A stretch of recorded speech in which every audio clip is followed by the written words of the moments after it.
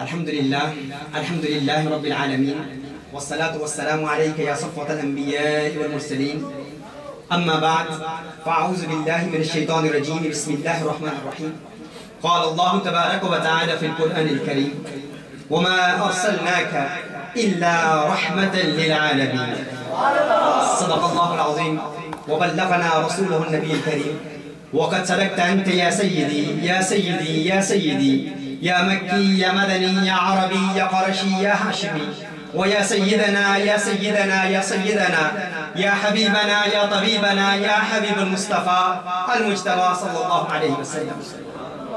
لائق صد احترام علماء کرام، مشایخ اعظام، ارباب علم و بصیرت، صاحبان عقل و دانش، نوجوانان و نونہالان ملت اسلامیہ، ورلڈ اسلامک مشن کے سرپرست اعلیٰ، پیر طریقت، رہبر شریعت، حضور شیخ الاسلام والمسلمین حضرت علامہ پیر سید معروف حسین شاہ صاحب مدظ اللہ العالی، اور وہ تمام علماء کرام جو حضرت کے ساتھ آج کی اس بزم کی رونق بنے، ورلڈ اسلامک مشن پیرس کے زعماء اور تحریک کنز الہدیٰ کے وہ تمام کارکنان، ان کی پرخلوص محبتوں اور انتھک محنتوں سے آج کی یہ پرنور محفل پوری تذوق و احتشام سے منائی جا رہی ہے. السلام علیکم ورحمۃ اللہ وبرکاتہ. قرآن کریم کی جس آیہ مبارکہ کو سرنامہ سخن کی حیثیت سے تلاوت کرنے کا شرف حاصل کیا، اس میں خلاق کائنات ارشاد فرماتا ہے: وَمَا أَرْسَلْنَاكَ إِلَّا رَحْمَةً لِلْعَالَمِينَ. محبوب ہم نے آپ کو نہیں بھیجا مگر تمام جہانوں کے لیے رحمت بنا کر، عالمین کے لیے رحمت بنا کر. رسالت مآب صلی اللہ علیہ وآلہ وسلم فقط مسلمانوں کے لیے رحمت نہیں ہے، فقط انسانوں کے لیے رحمت نہیں ہے، فقط مردوں اور عورتوں کے لیے رحمت نہیں ہے. رسالت مآب صلی اللہ علیہ وآلہ وسلم تمام جہانوں کے لیے رحمت بنا کر دی گئی. العالمین کا لفظ استعمال ہوا ہے. وَمَا أَرْسَلْنَاكَ إِلَّا رَحْمَةً لِلْعَالَمِينَ. یہ ایک معروف آیت ہے، ہر شخص اس آیت کو جانتا ہے. اس سے بھی معروف آیت سے مزید تنقیح ہو جاتی ہے، مزید وضاحت ہو جاتی ہے: الحمدللہ رب العالمین. الحمدللہ رب العالمین. وہاں بھی العالمین کا استعمال ہوا ہے، یعنی تمام تعریفیں اللہ عز و جل کے لیے ہیں جو تمام جہانوں کے لیے رب ہے، جو رب العالمین ہے، تمام جہانوں کا رب ہے، کسی ایک عالم کے لیے نہیں، ہر عالم کے لیے رب ہے، ہر عالم کا رب ہے. عالم انسانیت کے لیے رب ہے اللہ عز و جل، عالم ملائکہ کا رب ہے، عالم ملکوت کا رب ہے، عالم ناسوت کا رب ہے اللہ عز و جل، عالم جنات کا رب ہے اللہ عز و جل، سیاروں کے عالم کا رب ہے، ستاروں کے عالم کا رب ہے، خلاق کائنات تمام عالمین کا رب ہے. وہ مخلوقات جو ہمارے وہم و گمان سے بھی بالاتر ہیں، متجاوز ہیں، وہ پلانٹس جہاں پر ایگزسٹنس ہے، مخلوقات موجود ہیں یا موجود نہیں ہیں یا کسی کے تصور میں موجود ہیں، جس پلانٹ میں جو بھی کریشن موجود ہے، جب بھی اللہ کو وہ پکارتے ہیں تو اللہ ان کی مدد کرتا ہے، کیونکہ اللہ رب العالمین ہے. جس پلانٹ سے جو مخلوق اللہ کو مدد کے لیے پکارے، اللہ ہر ایک کا رب ہے. اب جس کے لیے اللہ کی ربوبیت ہے، کیونکہ وہ رب العالمین ہے، ہر اس ذات کے لیے، ہر اس مخلوق کے لیے رسالت مآب صلی اللہ علیہ وسلم رحمت ہے. یعنی حضور اکرم صلی اللہ علیہ وسلم کی رحمت فقط انسانوں تک محدود نہیں. میرے آقا صلی اللہ علیہ وآلہ وسلم رحمت للعالمین ہے، تمام عالمین کے لیے رحمت ہے. یہ میرے آقا صلی اللہ علیہ وسلم کی عنایت ہے کہ وہ ہمارے اس عالم میں تشریف لائے. یہ ان کا انتخاب ہے. یہ سارے عالم انہی کے ہیں، جس عالم میں چاہتے قیام پذیر ہو جاتے، لیکن یہ ان کی مہربانی ہے کہ ان کو یہ عالم پسند آیا. میرے آقا صلی اللہ علیہ وآلہ وسلم تمام عالمین کے لیے رحمت بنا کر بھیجے گئے. غور کیجئے، اللہ عز و جل عالمین کا رب ہے. رسالت مآب صلی اللہ علیہ وسلم عالمین کے لیے رحمت ہے. اب جس عالم کے لیے اللہ کی ربوبیت ہے، ہر اس عالم کے لیے حضور اکرم صلی اللہ علیہ وسلم رحمت ہے. محترم احبہ، اگر ہم قرآن کریم کی اس آیت پر غور کریں، ہمارا تو چونکہ عقیدہ ہے کہ حضور اکرم صلی اللہ علیہ وسلم جب بھی کوئی مدد کے لیے پکارے گا میرے آقا صلی اللہ علیہ وسلم مدد فرماتے ہیں. جنات پکارے، نباتات پکارے، شجرات پکارے، حیوانات پکارے، انسان پکارے، کوئی بھی مخلوق حضور کو پکارتی ہے تو چونکہ حضور اکرم صلی اللہ علیہ وآلہ وسلم رحمت بنا کر بھیجے گئے تو حضور اکرم صلی اللہ علیہ وسلم ان کی مدد فرماتے ہیں، ان کی تمنائیں آرزویں پوری فرماتے ہیں. سوال یہ پیدا ہوتا ہے کہ حضور رحمت ہیں، رسالت مآب صلی اللہ علیہ وآلہ وسلم رحمت ہیں، لیکن ہم یہ کیوں کہتے ہیں کہ حضور اکرم صلی اللہ علیہ وسلم رحم فرماتے ہیں، مدد فرماتے ہیں؟ تو یاد رکھیے جب ہم قرآن کریم کی تفسیر کا مطالعہ کرتے ہیں اور علماء نحو کی وضاحت کے مطابق قرآن کریم کی اس آیہ مبارکہ کو عمیقانہ نگاہ سے دیکھتے ہیں تو یہ بات روز روشن کی طرح واضح ہو جاتی ہے کہ قرآن کریم کی اس آیہ میں اللہ عز و جل کے اس فرمان میں لفظ رحمتن یا تو ارسلناکا کا مفعول لہو ہے یا پھر لفظ رحمتن مصدر ہے اسم فاعل کے معنی میں، یعنی اللہ عز و جل ارشاد فرما رہا ہے وما ارسلناکا، محبوب ہم نے آپ کو نہیں بھیجا مگر اس حال میں کہ آپ راحم ہیں، رحمت فرمانے والے ہیں. اگر تو مفعول لہو ہے تو اس کا معنی کیا ہوگا کہ رسالت مآب صلی اللہ علیہ وآلہ وسلم کے بھیجنے کا ایک ہی سبب ہے کہ حضور کو بھیجا ہی اسی لیے گیا ہے کیونکہ حضور رحمت للعالمین، حضور مہربانی فرماتے ہیں، حضور کرم فرماتے ہیں، عنایات کی چھما چھم برسات نازل فرماتے ہیں. اور دوسرا سبب، اگر اس کو ہم مفعول لہو نہ مانے، اگر اس کو حال تسلیم کریں یعنی ارسلناک کا، طلاب العلم بیٹھے ہیں، درس نظامی کے اسٹوڈنٹس آج کی اس بزم میں موجود ہیں، علماء موجود ہیں، ہمارے حضرت علامہ مولانا الشیخ داؤد احمد شامی قبلہ، حضرت علامہ مولانا غلام رسول چکسوائی رحمۃ اللہ تعالی علیہ کے صاحبزادے موجود ہیں، دیگر اکابر علماء یہاں پر آج کی اس بزم میں موجود ہیں. کچھ باتیں ان کے لیے بھی ہوں گی اور کچھ انشاءاللہ تعالیٰ تمام محبہ کے لیے. تو قبل اس کے کہ آپ سوچتے سوچتے دشت ادراک میں کھو جائیں کہ یہ کیا باتیں کر رہا ہے تو آپ کی قلبی تسلی اور تشفی کے لیے عرض کر دوں انشاءاللہ آپ کے لیے یہ بہت بڑا پیغام ہوگا. میں عرض کر رہا تھا کہ تقدیر عبارت یوں بنے گی وما ارسلناک فی حال من الاحوال الا حال قولک راحما للعالمین. اگر اس کو حال تسلیم کر لیں تو اس کا معنی یہ ہوگا کہ محبوب ہم نے آپ کو نہیں بھیجا مگر فقط اس مقصد کے لیے کہ آپ رحمت ہیں اور رحم فرمانے والے ہیں، مہربانیاں فرمانے والے ہیں. اب اس کی عام سادہ اردو زبان میں رحمت کا ترجمہ کیا ہے تاکہ ہر بندہ سمجھ لے. رحمت اسے کہتے ہیں یا راحم اسے کہتے ہیں جو مہربانی کرتا ہے، مہربان ہوتا ہے. جو کسی پر مہربانی کرتا ہے اسے کیا کہتے ہیں؟ راحم کہتے ہیں، رحیم کہتے ہیں، مہربانی کرنے والا. یعنی رسالت مآب صلی اللہ علیہ وآلہ وسلم تمام عالمین پر مہربان ہیں، تمام عالمین کے لیے مہربان ہیں، ان پر مہربانی کرتے ہیں. اب غور طرف امر یہ ہے کہ اگر رسالت مآب صلی اللہ علیہ وآلہ وسلم تمام عالمین کے لیے رحمت ہے اور تمام عالمین پر مہربانی کرتے ہیں تو یاد رکھیے جو شخص جس کے لیے مہربان ہو، جس پر مہربانی کرتا ہو، اس کے لیے ضروری ہے کہ جس پر وہ مہربانی کر رہا ہو اس سے عمر میں وہ بڑا ہو، عمر میں اس سے وہ بڑا ہو. جو جس پر مہربانی کرتا ہے اس کے لیے لازم ہے کہ جس پر وہ مہربانی کر رہا ہو عمر میں وہ اس سے بڑا ہو. مثال کے طور پر اگر میں یوں کہوں، ہمارے یہاں بیٹھے ہیں عمیر صاحب، اگر یہ کہوں کہ ان کے والد صاحب ہیں جناب خلیل صاحب، خلیل صاحب عمیر صاحب پر مہربانی کرتے ہیں. اب یہاں ایک اور قانون بھی واضح کر دوں کہ جب کوئی چیز ثابت ہو جاتی ہے تو اپنے جمی لوازمات کے ساتھ ثابت ہوتی ہے. رسالت مآب صلی اللہ علیہ وسلم چونکہ رحمت للعالمین ہے تو حضور اکرم صلی اللہ علیہ وسلم کی یہ صفت رحمت للعالمین ہونا یہ جمی تمام لوازمات کے ساتھ ثابت ہے. یعنی حضور اکرم صلی اللہ علیہ وآلہ وسلم تمام کائنات کے لیے، کائنات کے ہر لمحے، ہر آن، ہر ساعت کے لیے رحمت ہے. یعنی میرے آقا صلی اللہ علیہ وآلہ وسلم کی رحمت کسی ایک وقت کے لیے نہیں، جب سے یہ کائنات معرض وجود میں آئی میرے آقا صلی اللہ علیہ وآلہ وسلم اس وقت سے اس کائنات پر رحمت فرما رہے ہیں، اس پر مہربانیاں فرما رہے ہیں. میں کہوں کہ جناب خلیل صاحب اپنے بیٹے پر مہربانی فرماتے ہیں تو یہ بات تو قابل قبول ہے، آپ کہیں گے یقیناً چونکہ اس سے بڑے ہیں، اس سے پہلے دنیا میں آئے تو عین ممکن ہے کہ وہ اس کی زندگی کے لیے ہر آن، ہر لمحہ جب بھی یہ مطالبہ کرے، مدد طلب کرے تو وہ مہربانی فرمائیں گے کیونکہ اس سے بڑے ہیں، اس سے قبل ہیں. یہ ان کے سامنے اس دنیا میں آئے، پرورش پائی. جب بھی انہوں نے اپنے والد کو مدد کے لیے پکارا تو والد نے مہربانی کی ہوگی. یہ ممکن ہے کہ ان کے والد ان کی زندگی کے ہر لمحے، ہر آن، ہر ساعت کے لیے ان پر مہربان ہیں.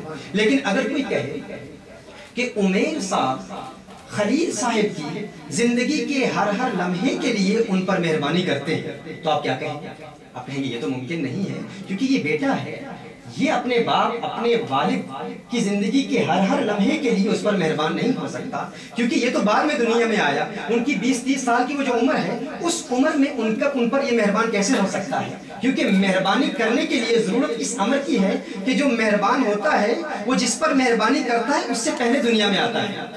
اللہ ارشاد فرماتا ہے وَمَا أَرْسَلْنَاكَ إِلَّا رَحْمَةً لِّلْعَالَمِينَ. محبوب ہم نے آپ کو نہیں بھیجا مگر تمام جہانوں کے لیے، تمام عالمین کے لیے رحمت بنا کر.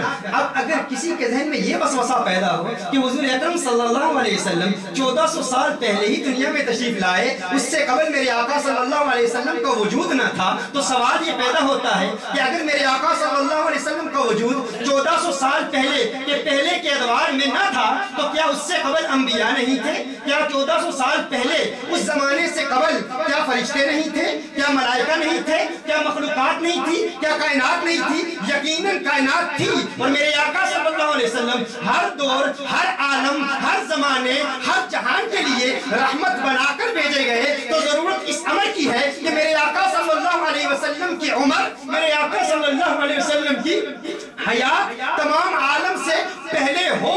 میرے آقا صلی اللہ علیہ وسلم کا وجود تمام کائنات سے پہلے ہو. میرے آقا صلی اللہ علیہ وسلم عمر میں تمام کائنات سے بڑے ہوں. اسی کا جواب میرے آقا صلی اللہ علیہ وسلم نے ایک حدیث میں ارشاد فرمایا. سیدنا ابو ہریرہ رضی اللہ تعالیٰ عنہ روایت فرماتے ہیں میرے آقا صلی اللہ علیہ وسلم نے جبریل سے پوچھا، ہے جبریل تیری عمر کیا ہے؟ جبریل عرض کرتے ہیں یا رسول اللہ صلی اللہ علیہ وسلم واللہ لا ادری، مجھے اللہ کی قسم میں نہیں جانتا میری عمر کتنی ہے، لیکن ایک بات یاد ہے یا رسول اللہ صلی اللہ علیہ وسلم، حجاب رابع میں چوتھے حجاب میں ایک ستارہ چمکتا تھا، اس کی جگمگاہٹ میں دیکھتا تھا، اس کی چمک دمک میں دیکھتا تھا. یا رسول اللہ صلی اللہ علیہ وسلم میرے آقا اس ستارے کو میں نے، وہ ستارہ 70,000 سال کے بعد چمک دمک دکھاتا تھا، چمکتا تھا، دمکتا تھا. یا رسول اللہ میں نے اس ستارے کو 73,000 مرتبہ دیکھا ہے. میرے آقا نے ارشاد فرمایا یا جبریل، ہے جبریل وعزت ربی انا ذالک الکوکب، مجھے اللہ کی عزت کی قسم ہے جبریل وہ ستارہ نور مصطفیٰ ہے. ستارہ میرے آقا صلی اللہ علیہ وسلم کا نور ہے، یعنی میرے آقا تمام کائنات سے بڑے ہیں، اسی لیے رحمت للعالمین.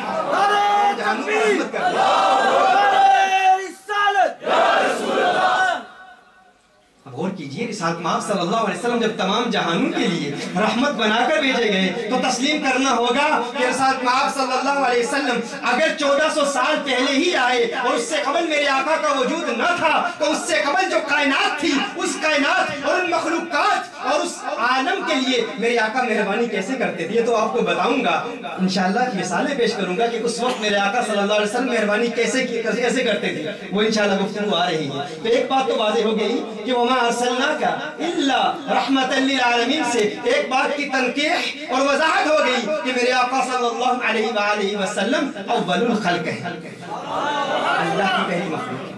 اور کیجئے گا مزید اس پر اگر ہم توجہ کریں، رحمت للعالمین ہونے کے لیے مزید ایک بات کی ضرورت ہے، وہ یہ ہے کہ جو جس پر مہربانی کرے، جو جس پر مہربان ہوا، اس کے لیے یہ بھی ضروری ہے کہ جس پر وہ مہربانی کر رہا ہے، جس پر وہ مہربانی کر رہا ہے، یعنی عالمین پر حضور مہربان ہے، جس پر وہ مہربانی کر رہا ہے جب تک وہ زندہ ہے مہربان کا زندہ ہونا بھی ضروری ہے، مہربانی کرنے والے کا زندہ رہنا بھی ضروری ہے. یعنی جس پر وہ مہربانی کر رہا ہے، جس پر وہ مہربان ہے، جس کی وہ مدد کرتا ہے، جب تک وہ زندہ ہے مہربانی کرنے والے کا زندہ ہونا بھی ضروری ہے. کیونکہ اگر وہ جس پر مہربان ہو وہ زندہ ہو اور مہربانی کرنے والا اس دنیا سے چلا جائے تو وہ مہربانی کیسے کرے؟ کرے گا؟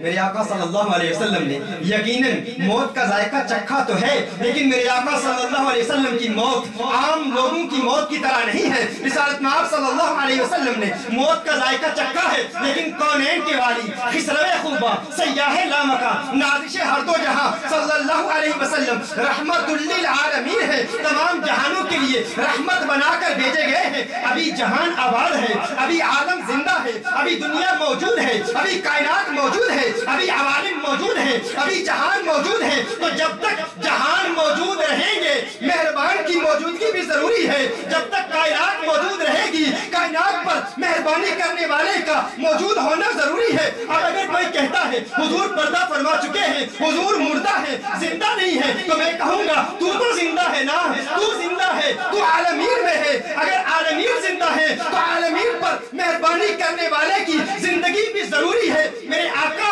زندہ ہے، ہاں اگر کسی کا دل مردہ ہو چکا ہے تو اسے آقا اگر نظر نہیں آتے تو یہ نہیں کہہ سکتا کہ آقا موجود نہیں ہے۔ اگر جہان موجود ہے تو آقا کی رحمت موجود ہے۔ رحمت صفت ہے، میرے آقا موصوف ہے، اور صفت بغیر موصوف کے معرض وجود میں نہیں آ سکتی۔ میرے آقا صفت ہے، میرے آقا کی صفت رحمت ہے، آقا موصوف ہے۔ اگر جہان موجود ہے تو رحمت کا ہونا ضروری ہے، اور اگر رحمت موجود ہے تو موصوف رحیم کا ہونا بھی ضروری ہے۔ لیکن اگر پھر بھی کسی کو نظر نہیں آتے تو میں کہتا ہوں تو دل کی نگاہ سے میرے آقا کو دیکھنے کی کوشش کر۔ تیرا دل شاید مردہ ہو چکا ہے، دل کو دیکھتا ہے، تو دل کو دیکھتا ہے اور دل کی نگاہ کو کھول، اور علامہ سیما تو دل کو دیکھتا رہے اور پچھلی رات ہونے دے۔ جلوس حسن تیری جلوہ گاہ دل سے نکلے گا، میں اپنے دل کو یوں پیش نظر سیماب رکھتا ہوں کہ میرا چاند جب نکلا اسی منزل سے نکلے گا، مدینے کا چاند جب نکلا اسی منزل سے نکلے گا۔ اگر تجھے نظر نہیں آتے تو تیرے دل کی نگاہ بد ہو چکی ہے۔ ایک مرتبہ دل کی آنکھ کھول، دل سے آواز آئے گی تو زندہ ہے واللہ، تو زندہ ہے واللہ، میرے چشمے عالم سے چھپ جانے والا۔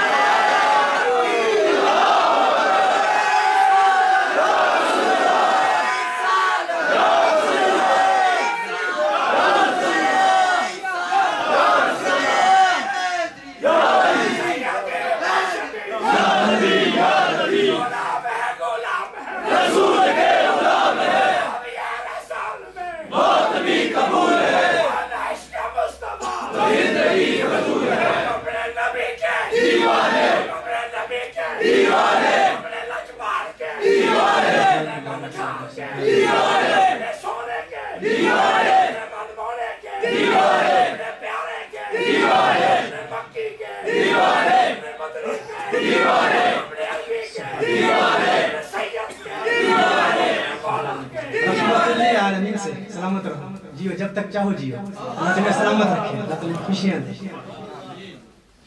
میں کیا عرض کر رہا تھا، دو چیزیں بیان ہو چکی۔ رحمت للعالمین کا معنی کیا ہے کہ حضور اکرم صلی اللہ علیہ وسلم تمام جہانوں کے لیے رحمت بنا کر بھیجے گئے۔ اب حضور اکرم صلی اللہ علیہ وسلم کا وجود تمام عالمین سے قبل ہے اور حضور زندہ ہے، اسی آیت سے اس بات کی وضاحت ہوگی۔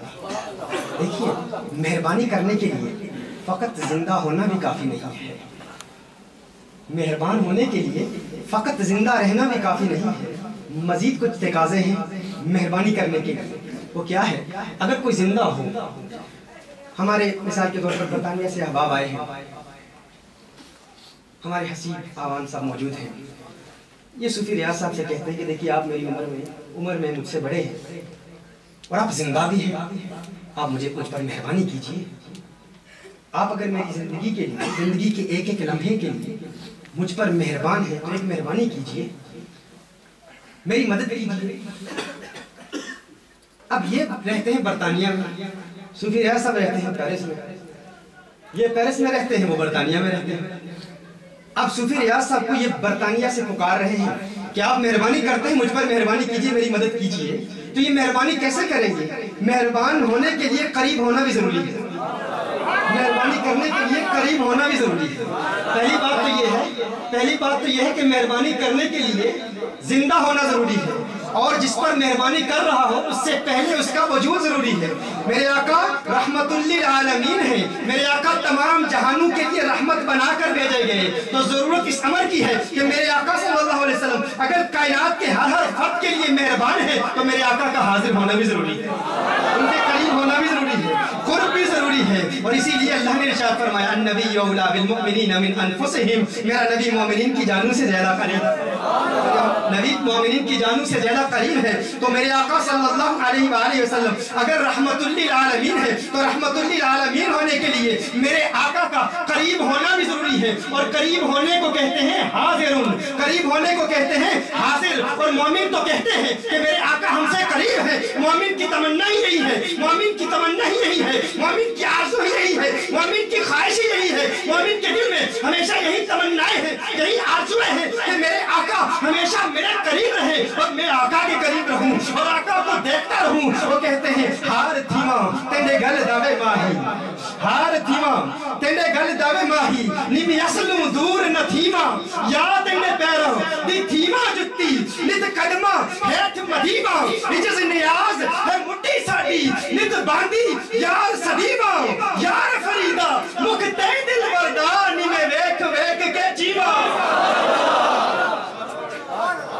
وہ تو کہتے ہیں کاش میرا محبوب ہمیشہ میری نگاہوں کے سامنے رہے اور میں محبوب کی نگاہ رحمت کے سامنے رہوں۔ یہ تمنا ہوتی ہے، یہ آرزو ہوتی ہے، دیوانہ تو کہتا ہے گول گتا میں خیش قبیلہ ایک سونے یا تندڑے نہ تھوں، رب دی سو مہی پیارا لگنا ہے، سکو بابل ویر تے ماتھوں، عمر گزارا بچ قدمان دے ایک واری یہ آنکھیں ہاتھوں، یار فریدہ میں دور نہیں بسنا تندی ظلف دی ٹھنڈی چھا دو۔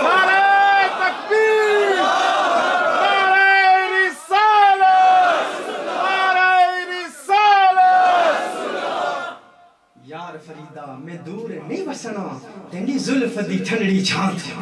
میرے آقا قریب ہے، میرے آقا قریب ہے، اور دیکھیے قریب ہونا بھی کافی نہیں ہے، مہربانی کرنے کے لیے علی جا قریب ہونا بھی ضروری نہیں ہے، کافی نہیں ہے، کفایت نہیں کرے گا۔ کیوں؟ اگر کوئی قریب ہے لیکن درمیان میں کوئی ایسی دیوار ہے اور اسے دیوار کے پیچھے کا علم نہیں ہے تو مہربانی کیسے کرے گا؟ دیکھیں وہ قریب ہے، بہت قریب ہے، لیکن سامنے ایک دیوار ہے، سامنے ایک دیوار ہے۔ اب دیوار حائل ہے، وہ زندہ بھی ہے، اس سے عمر میں بڑا بھی ہے، جس پر مہربانی کر رہا ہے، جس کی زندگی کے ایک ایک لمحے کے لیے اس پر مہربان ہے، اس پر مہربانی کرتا ہے، اس پر رحم کرتا ہے، زندہ بھی ہے، عمر میں اس سے بڑا بھی ہے، اس کے قریب بھی ہے، لیکن درمیان میں ایک دیوار ہے اور اسے دیوار کے پیچھے کا علم نہیں تو مہربانی کیسے کرے گا؟ پتہ چلا مہربانی کرنے کے لیے حاضر ہونا بھی ضروری ہے اور ناظر ہونا بھی ضروری ہے۔ میرے آقا نے ارشاد فرمایا ان اللہ تعالی قد رفع لی الدنیا فانا انظر الیہا والى ما هو کائن فیہا الى یوم القیامہ۔ معجم الکبیر للطبرانی، امام طبرانی نے اس کو روایت کیا ہے اور اس پر میں بڑا تفصیلی کلام علم بلاغت کی روشنی میں کر چکا ہوں کہ حضور اکرم صلی اللہ علیہ وآلہ وسلم نے ارشاد فرمایا ہے، اسی سٹیج پر ماضی میں کر چکا ہوں ان اللہ تعالی قد رفع لی الدنیا فانا انظر الیہا، اللہ عز و جل نے میرے لیے اس دنیا کو بلند کر دیا، فانا انظر الیہا، فانا انظر الیہا۔ بلاغیوں کا قانون ہے کہ جہاں مقام جملہ فعلیہ کا ہو اور جملہ اسمی آ جائے تو دوام کا فائدہ دیتا ہے، اور پھر وہ دوام دو قسم پر منقسم ہوتا ہے، ایک دوام تجدد ہے۔ دوام تجدد کا معنی یہ ہے کہ اس میں انقطاع کا امکان ہے، اگر اس کی خبر اگر جملہ فعلیہ کا مقام ہے، جملہ اسمیہ آ جائے اور اس جملہ اسمیہ کی خبر فعل مضارع ہو تو دوام تجدد کا فائدہ دیتا ہے۔ یعنی میرے آقا صلی اللہ علیہ وسلم ارشاد فرماتے ہیں اللہ نے زمین کو دنیا کو میرے لیے بلند کر دیا اور میں دیکھ رہا ہوں۔ مقام تھا فنظرت کا، کیونکہ رفع فعل ماضی ہے اور یہاں مقام تھا فنظرت کا کہ میں نے دیکھ لیا، لیکن یہ نہیں فرمایا میں نے دیکھ لیا، فرمایا فانا انظر الیہا، فانا انظر الیہا، میں دیکھ رہا ہوں۔ مقام تھا جملہ فعلیہ کا، جملہ اسمیہ آیا اور جملہ اسمیہ کی خبر فعل مضارع ہے، فائدہ دیتا ہے دوام تجدد کا۔ مطلب کیا ہوا؟ میرے آقا ارشاد فرماتے ہیں کہ اللہ نے میرے لیے زمین کو بلند کر دیا، زمین کو یوں بلند کر دیا اور میں نے اس زمین میں یہ نہیں فرمایا کہ فنظرت الیہا، ایک مرتبہ دیکھ لیا، یہ نہیں فرمایا کہ ایک مرتبہ دیکھ لیا اس دنیا میں کیا ہو رہا ہے، فرمایا نہیں، فانا انظر الیہا والى ما هو قائم فیہا الى یوم القیامہ۔ فرمایا اللہ نے اس دنیا کو میرے لیے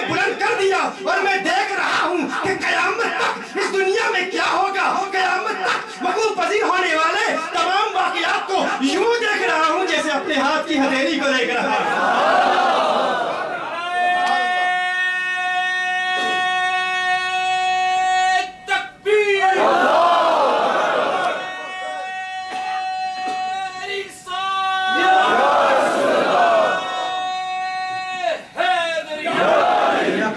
کہ میں دیکھ رہا ہوں میرے آقا حاضر بھی ہے، رحمت للعالمین جو ہوئے، اگر تمام جہانوں کے لیے اور تمام جہانوں کے لیے ہر آن ہر لمحہ ہر ساعت کے لیے رحمت بنا کر بھیجے گئے تو جو جہاں سے پکارے گا میرے آقا مدد فرمائیں گے۔ جو میرے آقا کو جب پکارے گا وہ اس عالم سے پکارے یا کسی دوسرے پلانٹ سے پکارے، جہاں سے بھی پکارے گا کونین کے والی اس کی مدد کریں گے، کیونکہ وہ جانتے ہیں اور وہ ایسا علم رکھتے ہیں کہ ایک ماہ مدن نورانی بدن، ایک ماہ مدن نورانی بدن، نیچی نظریں سب کی خبریں، وہ دکھا کے پون وہ سنا کے سخن، مرا پھوک گیا سب تن من دھن۔ نیچی نظریں سب کی خبریں، نیچی نظریں سب کی خبریں، رحمت للعالمین ہے کہ میرے آقا صلی اللہ علیہ وسلم کا وجود بھی تسلیم کرنا ہوگا، میرے آقا کو زندہ بھی تسلیم کرنا ہوگا، حاضرون بھی ماننا ہوگا، ناظرون بھی ماننا ہوگا کہ وہ زندہ بھی ہے، اول الخلق بھی ہے، حاضر بھی ہے، ناظر بھی ہے۔ آیت ایک ہے وَمَا أَرْسَلْنَاكَ إِلَّا رَحْمَةً لِلْعَالَمِينَ، لیکن فیض کریم کے غلام اور نالین برداروں کی بارگاہ میں حاضر ہونے والا اس فیض کو بانٹنے کی کوشش کر رہا ہے۔ ایک آیت سے آپ کے کتنے مسائل حل ہو رہے ہیں۔ حضور اول الخلق بھی ہے، حضور زندہ بھی ہے، حضور حاضر بھی ہے، حضور ناظر بھی ہے۔ لیکن یہ بھی بتا دوں آپ کو کہ یہ دلائل کافی نہیں ہے، عشق کی بات بھی ضروری ہے، کیونکہ بہت زیادہ دلائل تو ہم نہیں کہ انشاءاللہ، اور آپ جو سوال کرنا چاہتے ہیں آپ کریں انشاءاللہ تعالیٰ، فقیر حاضر ہے، ان بزرگوں سے الحمدللہ فیض منتقل ہو رہا ہے، اور جب تک آپ سوال کرتے رہے، جب تک آپ کے من کا مفتی مطمئن نہیں ہو جاتا انشاءاللہ جواب دیتا رہوں گا۔ اس حوالے سے جو بھی آپ سوال کریں گے انشاءاللہ تعالیٰ میرے اسی آیت کو بنیاد بنا کر کہ رسالت محمد صلی اللہ علیہ وآلہ وسلم زندہ بھی ہیں، اول الخلق بھی ہیں، حاضر بھی ہیں، ناظر بھی ہیں، لیکن حاضر ناظر ہونا بھی کافی نہیں ہے۔ مہربانی کرنے کے لیے حضور حاضر ناظر ہونا بھی کافی نہیں ہے۔ کیوں؟ اگر کوئی حاضر بھی ہو، ناظر بھی ہو، موجود بھی ہو، لیکن آپ کے دل کے احوال کو جانتا ہی نہیں، وہ جانتا ہی نہیں کہ آپ کس مصیبت میں مبتلا ہیں، وہ جانتا ہی نہیں کہ آپ کی بیماری کیا ہے، اگر وہ آپ کے دل کی کیفیات کو جانتا ہی نہیں، اسے پتہ ہی نہیں کہ آپ کی پریشانی کیا ہے، اگر علم ہی نہیں رکھتا تو وہ پھر مدد کیسے کرے گا، وہ مہربانی کیسے کرے گا؟ اللہ نے ارشاد فرمایا تم تو کہتے ہو نا کہ حضور کو پتہ نہیں کہ دیوار کے پیچھے کیا ہے، اور اگر حضور دیوار کے پیچھے دیکھتے ہیں تو حضور کو علم نہیں ہے، حضور ہمارے احوال کو جانتے نہیں ہیں۔ میں کہتا ہوں اللہ فرماتا ہے وَمَا أَرْسَلْنَاكَ إِلَّا رَحْمَةً لِلْعَالَمِينَ، محبوب ہم نے آپ کو تمام جہانوں کے لیے رحمت بنا کر بھیجا، اور رحمت بننے کے لیے مہربانی کرنے کے لیے ضرورت اس امر کی ہے جو مہربان ہے، جس پر مہربانی کرتا ہو اس کے دل کے حال کو بھی جانتا ہو۔ اللہ نے ارشاد فرمایا وَمَا كَانَ اللَّهُ لِيُطْلِعَكُمْ عَلَى الْغَيْبِ وَلَكِنَّ اللَّهَ يَجْتَبِي مِن رُّسُلِهِ مَن يَشَاءُ، مت سمجھو کہ میں کسی ایرے غیرے نتو خیرے کو علم غیب دے دیتا ہوں، فرمایا نہیں وَلَكِنَّ اللَّهَ يَجْتَبِي مِن رُّسُلِهِ مَن يَشَاءُ، اللہ اپنے پیارے رسولوں میں سے جسے چاہتا ہے علم غیب عطا فرما دیتا ہے۔ سورہ جن میں فرمایا عالم الغیب فلا یظہر علی غیبہ احدا الا من ارتضی من رسول، کہ علم غیب جاننے والا عالم الغیب اللہ اپنے رسولوں میں سے جس پر راضی ہو جائے اسے علم غیب دے دیتا ہے، جس سے خوش ہو جائے اسے علم غیب دے دیتا ہے۔ اور میرے آقا صلی اللہ علیہ وسلم کو تو اللہ راضی کرتا ہے، اللہ راضی کرتا ہے، اور کیسے راضی کرتا ہے؟ جبریل امین حضور کی بارگاہ میں حاضر ہوتے ہیں، عرض کرتے ہیں یا رسول اللہ صلی اللہ علیہ وسلم، حضور کو دیکھتے ہیں، حضور اکرم صلی اللہ علیہ وسلم کی آنکھوں سے اشکوں کی برسات جاری ہے، میرے آقا رو رہے ہیں، اور جبریل امین دیکھتے ہیں کہ میرے آقا صلی اللہ علیہ وسلم اتنا رو رہے ہیں کہ آقا صلی اللہ علیہ وسلم کی اشکوں کی برسات داڑھی سے نکل رہی ہے، داڑھی سے میرے آقا صلی اللہ علیہ وسلم کی اشکوں کے برسات کے قطرات ٹپک رہے ہیں۔ جبریل امین عرض کرتے ہیں یا رسول اللہ صلی اللہ علیہ وسلم، آقا میرے پیارے آقا اللہ کا پیغام لایا ہوں، اللہ فرما رہا ہے لم تبکی یا رسول اللہ، لم تبکی یا رسول اللہ، میرے پیارے کیوں رو رہے ہو، میرے پیارے کیوں رو رہے ہو؟ اللہ تو جانتا ہے، لیکن ہمیں علم دینے کے لیے اللہ نے جبریل کو بھیجا، لم تبکی یا رسول اللہ، میرے پیارے کیوں رو رہے ہو؟ حضور فرماتے ہیں، اب حدیث کے الفاظ ہیں کہ ایک سانس میں میرے آقا صلی اللہ علیہ وسلم نے کریم آقا ہم سے کتنا پیار کرتے ہیں، کتنا پیار کرتے ہیں۔ جبریل نے پوچھا لما تبکی یا رسول اللہ، آقا آپ کیوں رو رہے ہیں؟ ایک ہی سانس میں میرے آقا نے فرمایا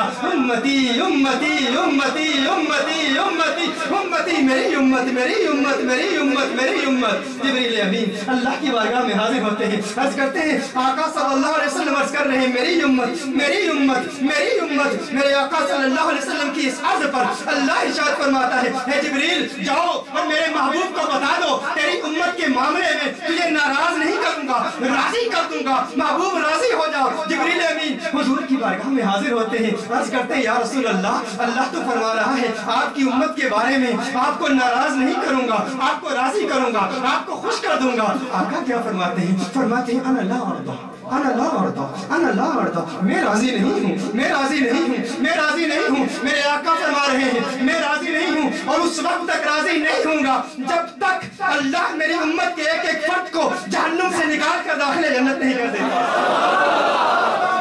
جبریل پھر حاضر ہوتے ہیں اللہ کی بارگاہ میں، حضور عرض کر رہے ہیں اے میرے اللہ میں اس وقت تک راضی نہیں ہوتا جس وقت تک ہر امتی کو جہنم سے نکال کے جنت کا پروانہ نہ مل جائے۔ اللہ نے پھر یہ آیت نازل کی وَلَسَوْفَ يُؤْتِيكَ رَبُّكَ فَتَرْضَىٰ، محبوب تیرا رب تجھے اتنا عطا کرے گا، اتنا عطا کرے گا کہ تو راضی ہو جائے گا۔ میرے آقا صلی اللہ علیہ وسلم سے اللہ راضی ہے، میرے آقا صلی اللہ علیہ وسلم سے اللہ راضی ہے۔ اللہ آقا سے پیار کرتا ہے اور آقا امت سے پیار کرتے ہیں، آقا امت سے پیار کرتے ہیں اور کتنا پیار کرتے ہیں ابھی آپ کو بتاؤں گا۔ پہلے یہ وما ارسلناک الا رحمۃ للعالمین، اس موضوع پر مزید تھوڑی سی گفتگو کرنا چاہتا ہوں۔ دیکھیے اگر کوئی رحمت للعالمین ہے، دیکھیے کوئی ایک فرد کسی ایک فرد پر مہربانی کرتا ہے اس کی زندگی کے ایک ایک لمحے کے لیے، تو اس کے لیے ان تمام چیزوں کی ضرورت ہے اور وہ ایک آقا ہے اور تمام جہانوں کے لیے رحمت بنا کر بھیجے گئے ہیں۔ ان کی عظمتوں کا عالم کیا ہوگا، ان کی رفعتوں کا عالم کیا ہوگا۔ آپ کو یہ بھی بتا دوں کہ فقط علم رکھنا بھی کافی نہیں، فقط علم بھی کافی نہیں ہے۔ رحمت للعالمین ہونے کے لیے، کسی کی زندگی کے ایک ایک لمحے کے لیے، ایک ایک ساعت کے لیے، اس پر مہربانی کرنے کے لیے فقط علم رکھنا بھی کافی نہیں ہے، کیونکہ اگر علم ہے لیکن مدد کرنے کی طاقت ہی نہیں ہے تو وہ پھر مدد کیسے کرے گا، مہربانی کیسے کرے گا۔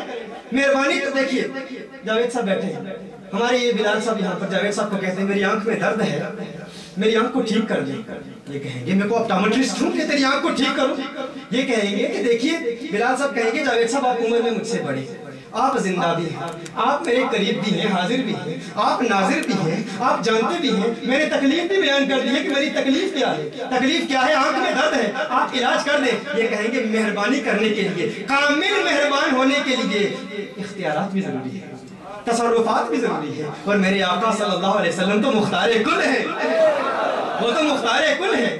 دیکھیے اختیار ہونا ضروری ہے، اگر وہ شخص مالک ہی نہیں ہے، بلال صاحب ان کو کہتے ہیں کہ جناب آپ مجھے یہ آئیفل ٹاور یہ مجھے دے دیں، یہ مجھے دے دیں، آپ زندہ بھی ہیں، مجھ سے بڑے بھی ہیں، میرے قریب بھی ہیں، میرے دل میں تمنا ہے، مہربانی کیجئے دیجئے۔ جاوید صاحب کہیں گے فرانس سے نکلوانے کا ارادہ ہے، یہ آئیفل ٹاور یہ کوئی میرے دادا کی جاگیر ہے، میں تجھے کیسے دے دوں، یہ میں تجھے کیسے دے دوں، اختیار ہی نہیں ہے۔ لیکن کونین کے والی صلی اللہ علیہ وسلم کے اختیارات کا عالم کیا ہے، تمہارا یہ ٹاور جنت کا مقابلہ نہیں کر سکتا۔ صحابی عرض کرتے ہیں یا رسول اللہ جنت دیجیے، آقا فرماتے ہیں تمہاری ہے دے دی ہے۔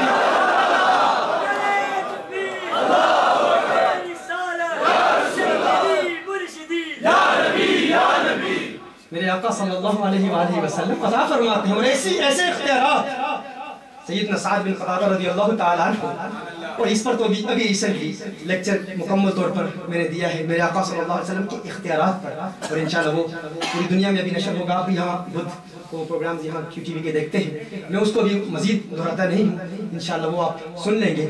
آگے بڑھتے ہیں کہ میرے آقا صلی اللہ علیہ وسلم کو اللہ نے اختیارات دیے، وہ تو ایک آیت ہی کافی ہے، اِنَّا أَعْتَيْنَاكَ الْكَوْثَرَ، محبوب آپ کو ہم نے الکوثر عطا کر دیا۔ اس پر بھی سیر حاصل میں سوچ گئی الکوثر ہے کیا، الکوثر کا معنی کیا ہے، اور الکوثر کے دامن میں کتنی وسعت ہے۔ اِنَّا آتَيْنَاكَ الْكَوْثَرَ، ساری کثرت پاتے یہ ہے، رب ہے مہدی یہ ہے قاسم، رزق اس کا ہے کھلاتے یہ ہے۔ ٹھنڈا ٹھنڈا میٹھا میٹھا پیتے ہم ہیں پلاتے یہ ہے، ٹھنڈا ٹھنڈا میٹھا میٹھا پیتے ہم ہیں پلاتے یہ ہے۔ یہ میرے آقا صلی اللہ علیہ وسلم کا مقام ہے۔ اور پھر اللہ نے تصرفات کیسے دیے، اللہ نے اختیارات کیسے دیے کہ اصالت کل، امامت کل، سیادت کل، امارت کل، ولایت کل، حکومت کل خدا کے یہاں تمہارے لیے، اور زمین و زمان تمہارے لیے، مکین و مکان تمہارے لیے، چنین و چنا تمہارے لیے، بنے تو جہاں تمہارے لیے، ہم آئے یہاں تمہارے لیے، اٹھے بھی وہاں تمہارے لیے۔ جنہ میں چمن، چمن میں سمن، سمن میں بھون، بھون میں دلہن، سجائے مہن، ایسے منن یہ امن و امان تمہارے لیے۔ اللہ نے سب کچھ بنایا ہی محبوب کریم صلی اللہ علیہ وسلم کے لیے ہے۔ تو محبوب، اچھا یہ ایک اور بات بھی آپ کو بتا دوں کہ تصرفات ہونا بھی کافی نہیں، تصرفات رکھنا بھی کافی نہیں، اختیارات بھی کافی نہیں۔ کسی کی زندگی کے ہر لمحے کے لیے اس پر مہربانی کرنے کے لیے فقط تصرفات اور اختیارات بھی کفایت نہیں کرتے، وہ بھی کافی نہیں۔ ایک اور مثال آپ کو دے دوں، اب سب کی توجہات میں چاہوں گا۔ ہمارے صدر صاحب بیٹھے ہیں آصف صاحب، تاکہ یہ بھی توجہ فرمائے۔ آصف صاحب کے پاس آتے ہیں برطانیہ کے ہمارے ساتھی حبیب جامی آتے ہیں۔ آصف صاحب آپ مجھ سے بڑے بھی ہیں، آپ زندہ بھی ہیں، آپ میرے قریب بھی ہیں، آپ میرے معاملات کو جانتے بھی ہیں، آپ مجھ پر مہربانی فرمائیں۔ آصف صاحب کو مثال کے طور پر وہ عربی میں کلام کر رہے ہیں یا وہ انگلش میں کلام کر رہے ہیں، آپ کو انگریزی آتی ہے، علی سبیل المثال میں بیان کر رہا ہوں۔ وہ انگلش میں کہہ رہے ہیں آصف صاحب مہربانی کیجیے، مجھے پیاس لگی ہوئی ہے، پانی دیجیے، پانی دیجیے، بار بار پانی کا مطالبہ کر رہے ہیں، پانی دیجیے، پانی دیجیے، پانی دیجیے۔ آصف صاحب ان سے محبت کرتے ہیں، مہربانی کرنا بھی چاہتے ہیں، ان کے سامنے موجود بھی ہیں، وہ بار بار کہہ رہے ہیں اور علم بھی رکھتے ہیں، لیکن وہ مانگ رہے ہیں پانی، انہیں سمجھ نہیں آ رہا، وہ انگلش میں پانی مانگ رہے ہیں، انہیں زبان سمجھ میں نہیں آتی، وہ کہہ رہے ہیں پانی دے، پانی دے، پانی دے۔ یہ بھاگ کے جا کے گرم چائے کی پیالی لاتے ہیں، تو کیا ان پہ مہربانی کر پائیں گے؟ نہیں کر پائیں گے۔ تو پتہ چلا مہربان ہونے کے لیے زبان جاننا بھی ضروری ہے۔ کہا جاتا ہے نا میرے آقا کو عربی کے علاوہ کوئی زبان نہیں آتی، میں کہتا ہوں عقل کے اندھو، عقل کے ناخن لو۔ میرے آقا صلی اللہ علیہ وسلم کو انسان پکارتے ہیں، وہ رحمت للعالمین ہیں، تمام جہانوں کے لیے رحمت بنا کر بھیجے گئے ہیں۔ انہیں انسان پکارے، نباتات پکارے، جمادات پکارے، حیوانات پکارے، کائنات کے ذرے ذرے میں سے کوئی شے، کوئی مخلوق میرے آقا کو پکارتی ہے تو آقا اس کی بولی سمجھتے ہیں، آقا اس کی بولی سمجھتے ہیں۔ تو رحمت للعالمین ہونے کے لیے، مہربانی کرنے کے لیے زبان جاننا بھی ضروری ہے، اور میرے آقا زبان جانتے ہیں۔ میرے آقا صلی اللہ علیہ وسلم کی بارگاہ میں ایک مرتبہ حضرت معاذ صلی اللہ علیہ وآلہ وسلم ایک صحرا سے گزر رہے ہیں۔ امام ابو نعیم نے دلائل النبوہ میں اس روایت کو نقل کیا ہے۔ میرے آقا صلی اللہ علیہ وآلہ وسلم صحرا سے گزر رہے ہیں، اور حضرت انس بن مالک رضی اللہ تعالیٰ عنہ اس کے راوی ہیں۔ اچانک ایک آواز آتی ہے، کسی کے چیخنے کی آواز آتی ہے، کوئی مخلوق اپنے ہی بولی میں کچھ کہہ رہی ہے۔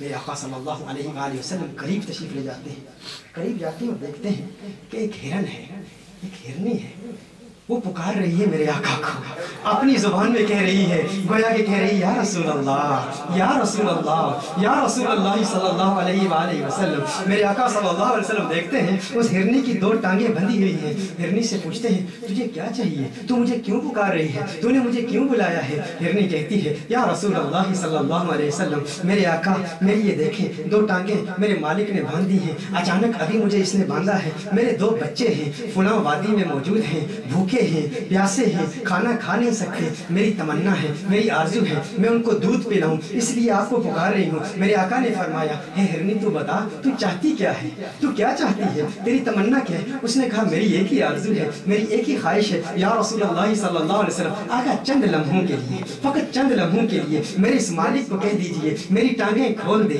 مجھے کھول دے، چند لمحوں کے لیے آزاد کر دے، میں فوراً وادی میں جاؤں گی، اپنے بچوں کو دودھ پلاؤں گی، واپس آ جاؤں گی۔ ایک روایت रिवायत के मुताबिक एक दूसरी रिवायत है, उस रिवायत के मुताबिक अल्फाज ये हैं कि मेरे आका ने इरशाद फरमाया, है हिरनी क्या तू वापस आ जाएगी? तू आ जाएगी ना वापस? क्या तू वाकई वापस आ जाएगी? हिरन ने कहा, अल्लाह का अज़ाब मुझ पर नाज़िल न हो, वादा करूं काली कमली वाली सरकार से उसको वफा न करूं, आपसे वादा करूं और वादा वफा न करूं, आका मैं जरूर वापस आऊंगी, वापस आ जाऊंगी। मेरे आका सल्लल्लाहु अलैहि वसल्लम ने फौरन मालिक को बुलवाया। मेरे आका ने फरमाया, ये हिरनी है, इसके 2 बच्चे हैं, दूध पिलाना चाहती है, इसे थोड़ी देर के लिए खोल दे, इसे जाने दे, इसे इजाजत दे। उसने कहा, या रसूल अल्लाह सल्लल्लाहु अलैहि वसल्लम, आका आपका हुक्म है, सर आंखों पर इजाजत है। हिरनी को खोलता है, हदीस के अल्फाज हैं, हिरनी फौरन उस वादी की तरफ जाती है। अब करीम आका रहमतुल लिल आलमीन है ना, मेरे आका रहमतुल लिल आलमीन है, तमाम जहानों के लिए रहमत बनाकर भेजे गए हैं रिसालत पाक सल्लल्लाहु अलैहि वसल्लम। और हिरनी के लिए भी रहमत है, हिरनी के मालिक के लिए भी रहमत है। हिरनी को भेजा और मेरे आका वहीं बैठ के इंतजार कर रहे हैं कि हिरनी वापस आती है या नहीं आती, क्योंकि मेरे आका हिरन के लिए भी रहमत है, उसके मालिक के लिए भी रहमत है। देखते हैं थोड़ी देर के बाद वो हिरनी मेरे आका सल्लल्लाहु अलैहि वसल्लम के कदमों में आ जाती है, अपनी टांगे आगे कर देती है, अर्ज करती है, या रसूल अल्लाह सल्लल्लाहु अलैहि वसल्लम, मालिक को कह दीजिए मुझे बांध दे। मेरे आका सल्लल्लाहु अलैहि वसल्लम फौरन मालिक को बुलाते हैं, फरमाते हैं इसको बांध दे, अब इसको बांध दे। उसको मालिक बांध देता है। जब मालिक बांध देता है, क्योंकि मेरे आका ने जमानत दी थी इसे छोड़ दे वापस आ जाएगी, छोड़ा वापस आ गई, मालिक को कहा बांध दे, मालिक ने बांध दी। अब मेरे आका सल्लल्लाहु अलैहि वसल्लम, अब रहमतुल लिल आलमीन सल्लल्लाहु अलैहि वसल्लम, अब वो क्या फरमाते हैं, मालिक को फरमाते हैं, इसे मुझे बेचता है तू मुझे बेचता है? सुभान अल्लाह, मुझे बेचता है, मुझे बेचेगा? उसने कहा, या रसूल अल्लाह, हम भी आपके गुलाम, हमारी हिरनी भी आपकी गुलाम, आपकी होगी, आप ले लीजिए। मेरे आका ने इरशाद फरमाया, अब जो ये मेरी हो चुकी है तो मैंने इसे आजाद कर दिया है, मैंने इसे आजाद कर दिया है। मेरे आका सल्लल्लाहु अलैहि वसल्लम ने उस हिरन को फौरन आजाद कर दिया। अब हदीस के अल्फाज हैं, बड़े प्यारे अल्फाज हैं, खुदा की कसम जिनके दिलों में इश्क की हरारत और इश्क की तपिश मौजूद है, वो झूम उठेंगे हिरनी के अंदाज़े दिल बरानों को देखकर। मेरे आका ने जब उस हिरनी को आजाद किया ना, तो उस हिरन ने क्या किया, हदीस के अल्फाज हैं कि वो अपनी टांगों को जमीन पर यूं मार रही थी, गोया कि वो रक्स कर रही थी, नाच रही थी, नाचते हुए रक्स करते हुए हिरनी जा रही है वादी की तरफ, गोया कि वो कह रही है, ये नाज ये अंदाज हमारे नहीं होते, ये नाज ये अंदाज हमारे नहीं होते। जोली में अगर टुकड़े तुम्हारे नहीं होते, जोली में अगर टुकड़े तुम्हारे नहीं, जब तक बिके न थे कोई पूछता न था, तुमने खरीद के आका अनमोल कर दिया।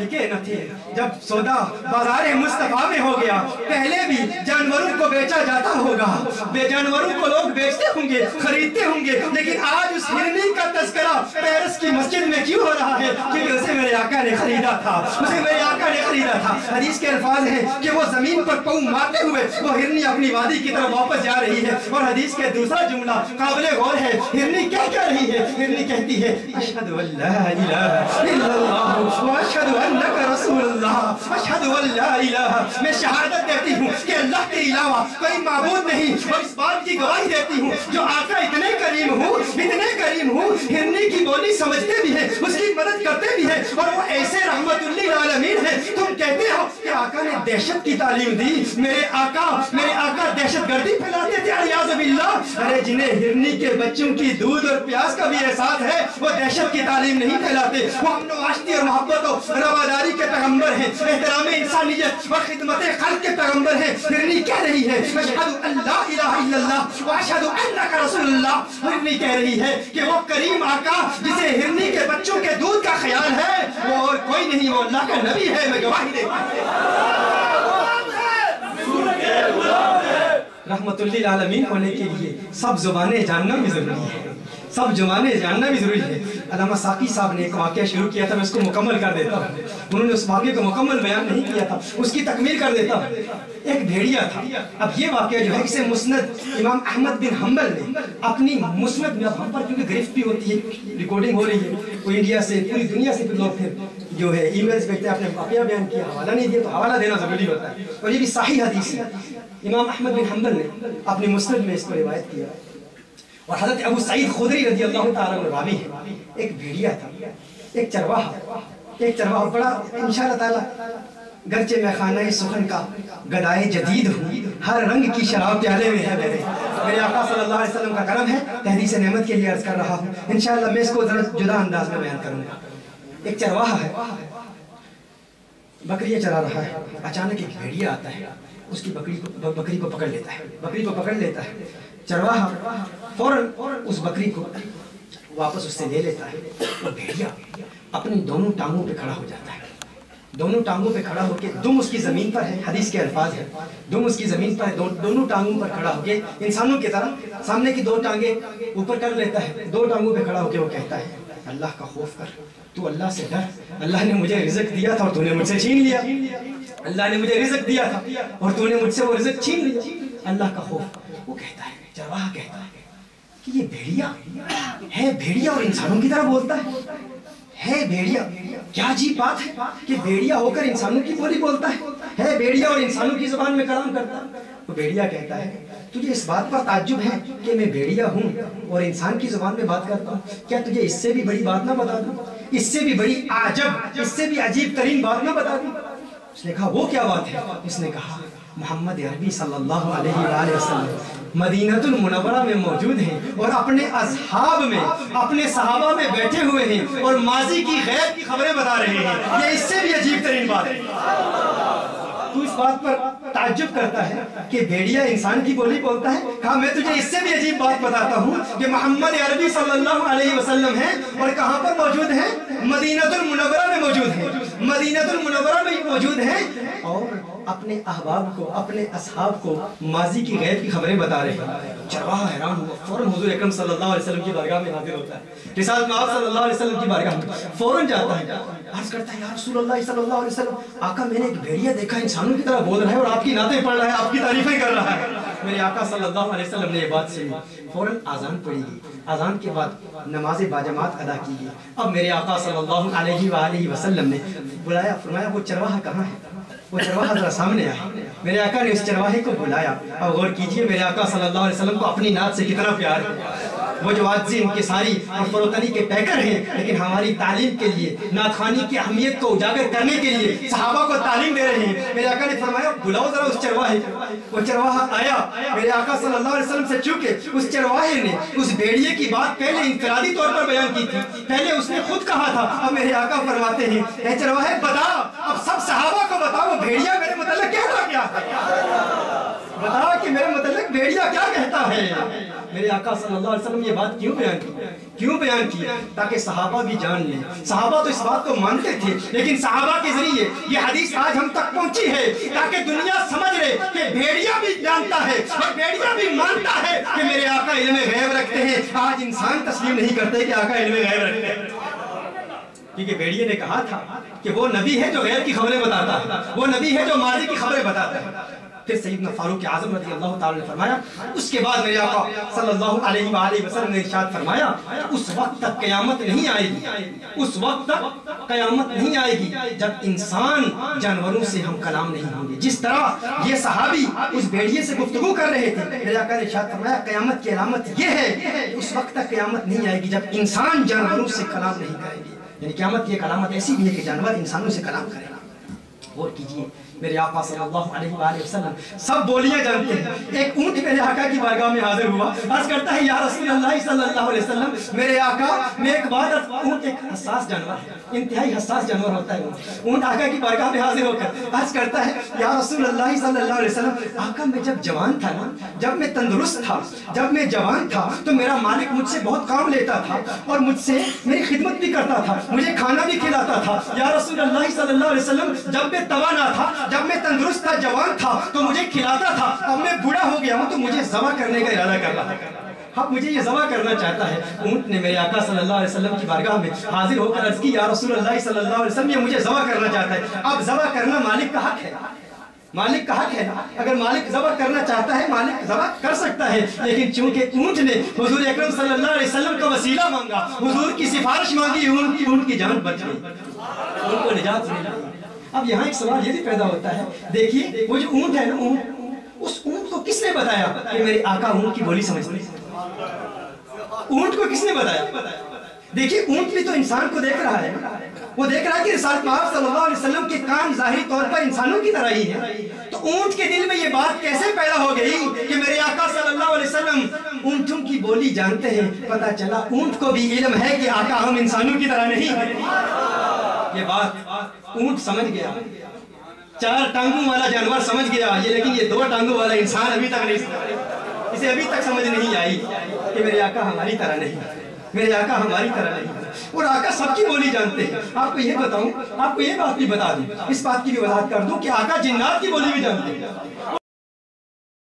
پوری سورہ جن، قرآن کریم میں سورۃ الجن، پوری سورہ جن اسی وقت نازل ہوئی، جنات میرے آقا صلی اللہ علیہ وسلم کی بارگاہ میں حاضر ہوتے، 12,000 جنات رسالت مآب صلی اللہ 1200 جنات رسالت مآب صلی اللہ علیہ وسلم کی بارگاہ میں تعلیم حاصل کرنے کے لیے حاضر ہوئے، اور عراق موصل سے جنات میرے آقا کی بارگاہ میں آتے، پوری دنیا سے جنات میرے آقا صلی اللہ علیہ وسلم کی بارگاہ میں آ کر رسالت مآب صلی اللہ علیہ وسلم سے علم حاصل کرتے، میرے آقا صلی اللہ علیہ وسلم سے تعلیم لیتے۔ اور آپ کو ایک جن کا واقعہ بتا دیں، امام فخر الدین رازی رحمۃ اللہ تعالی علیہ نے اپنی تفسیر کبیر میں، اور امام جلال الدین سیوطی رحمۃ اللہ تعالی علیہ نے یہ واقعہ خصائص کبریٰ میں نقل کیا ہے کہ حضرت فاروق اعظم رضی اللہ تعالیٰ عنہ فرماتے ہیں، اور حضرت انس بن مالک رضی اللہ تعالیٰ عنہ نے بھی یہ روایت فرمائی ہے، ایک انتہائی برا شخص، ایک انتہائی نحیف ضعیف برا شخص لاٹھی کے سہارے میرے آقا صلی اللہ علیہ وسلم کی بارگاہ میں حاضر ہوا، آقا کی بارگاہ میں حاضر ہوا اور جنات کی بولی بول رہا تھا، جنوں کی بولی میں کلام کر رہا تھا۔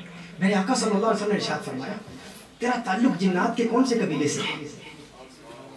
کیا سن رہے ہیں آپ؟ دیکھیے میں کہیں صحرا کی ریت پر موتی نشاور تو نہیں کر رہا، حقیقت ہے بڑی محنت کے بعد یہ گوہر آبگار میرے ہاتھ لگا ہے جو آپ کی جھولی میں ڈال رہا، اور میں الحمدللہ میرے اللہ کا کرم ہے، کریم آقا کا کرم ہے کہ چٹکلے بازیاں سننے والے ہماری محفل میں نہیں آتے، جو حقائق کے خریدار ہیں وہی آتے، جو حق سننا چاہتے ہیں اور حوالے کے ساتھ سننا چاہتے ہیں وہی آتے۔ اللہ اللہ سلامت رکھے، اللہ آپ کی توفیقات میں اضافہ فرمائے، اللہ تعالیٰ نبی نے اس شان کے سودے میں خسارے نہیں ہوتے۔ سبحان اللہ، سبحان اللہ، تکبیر،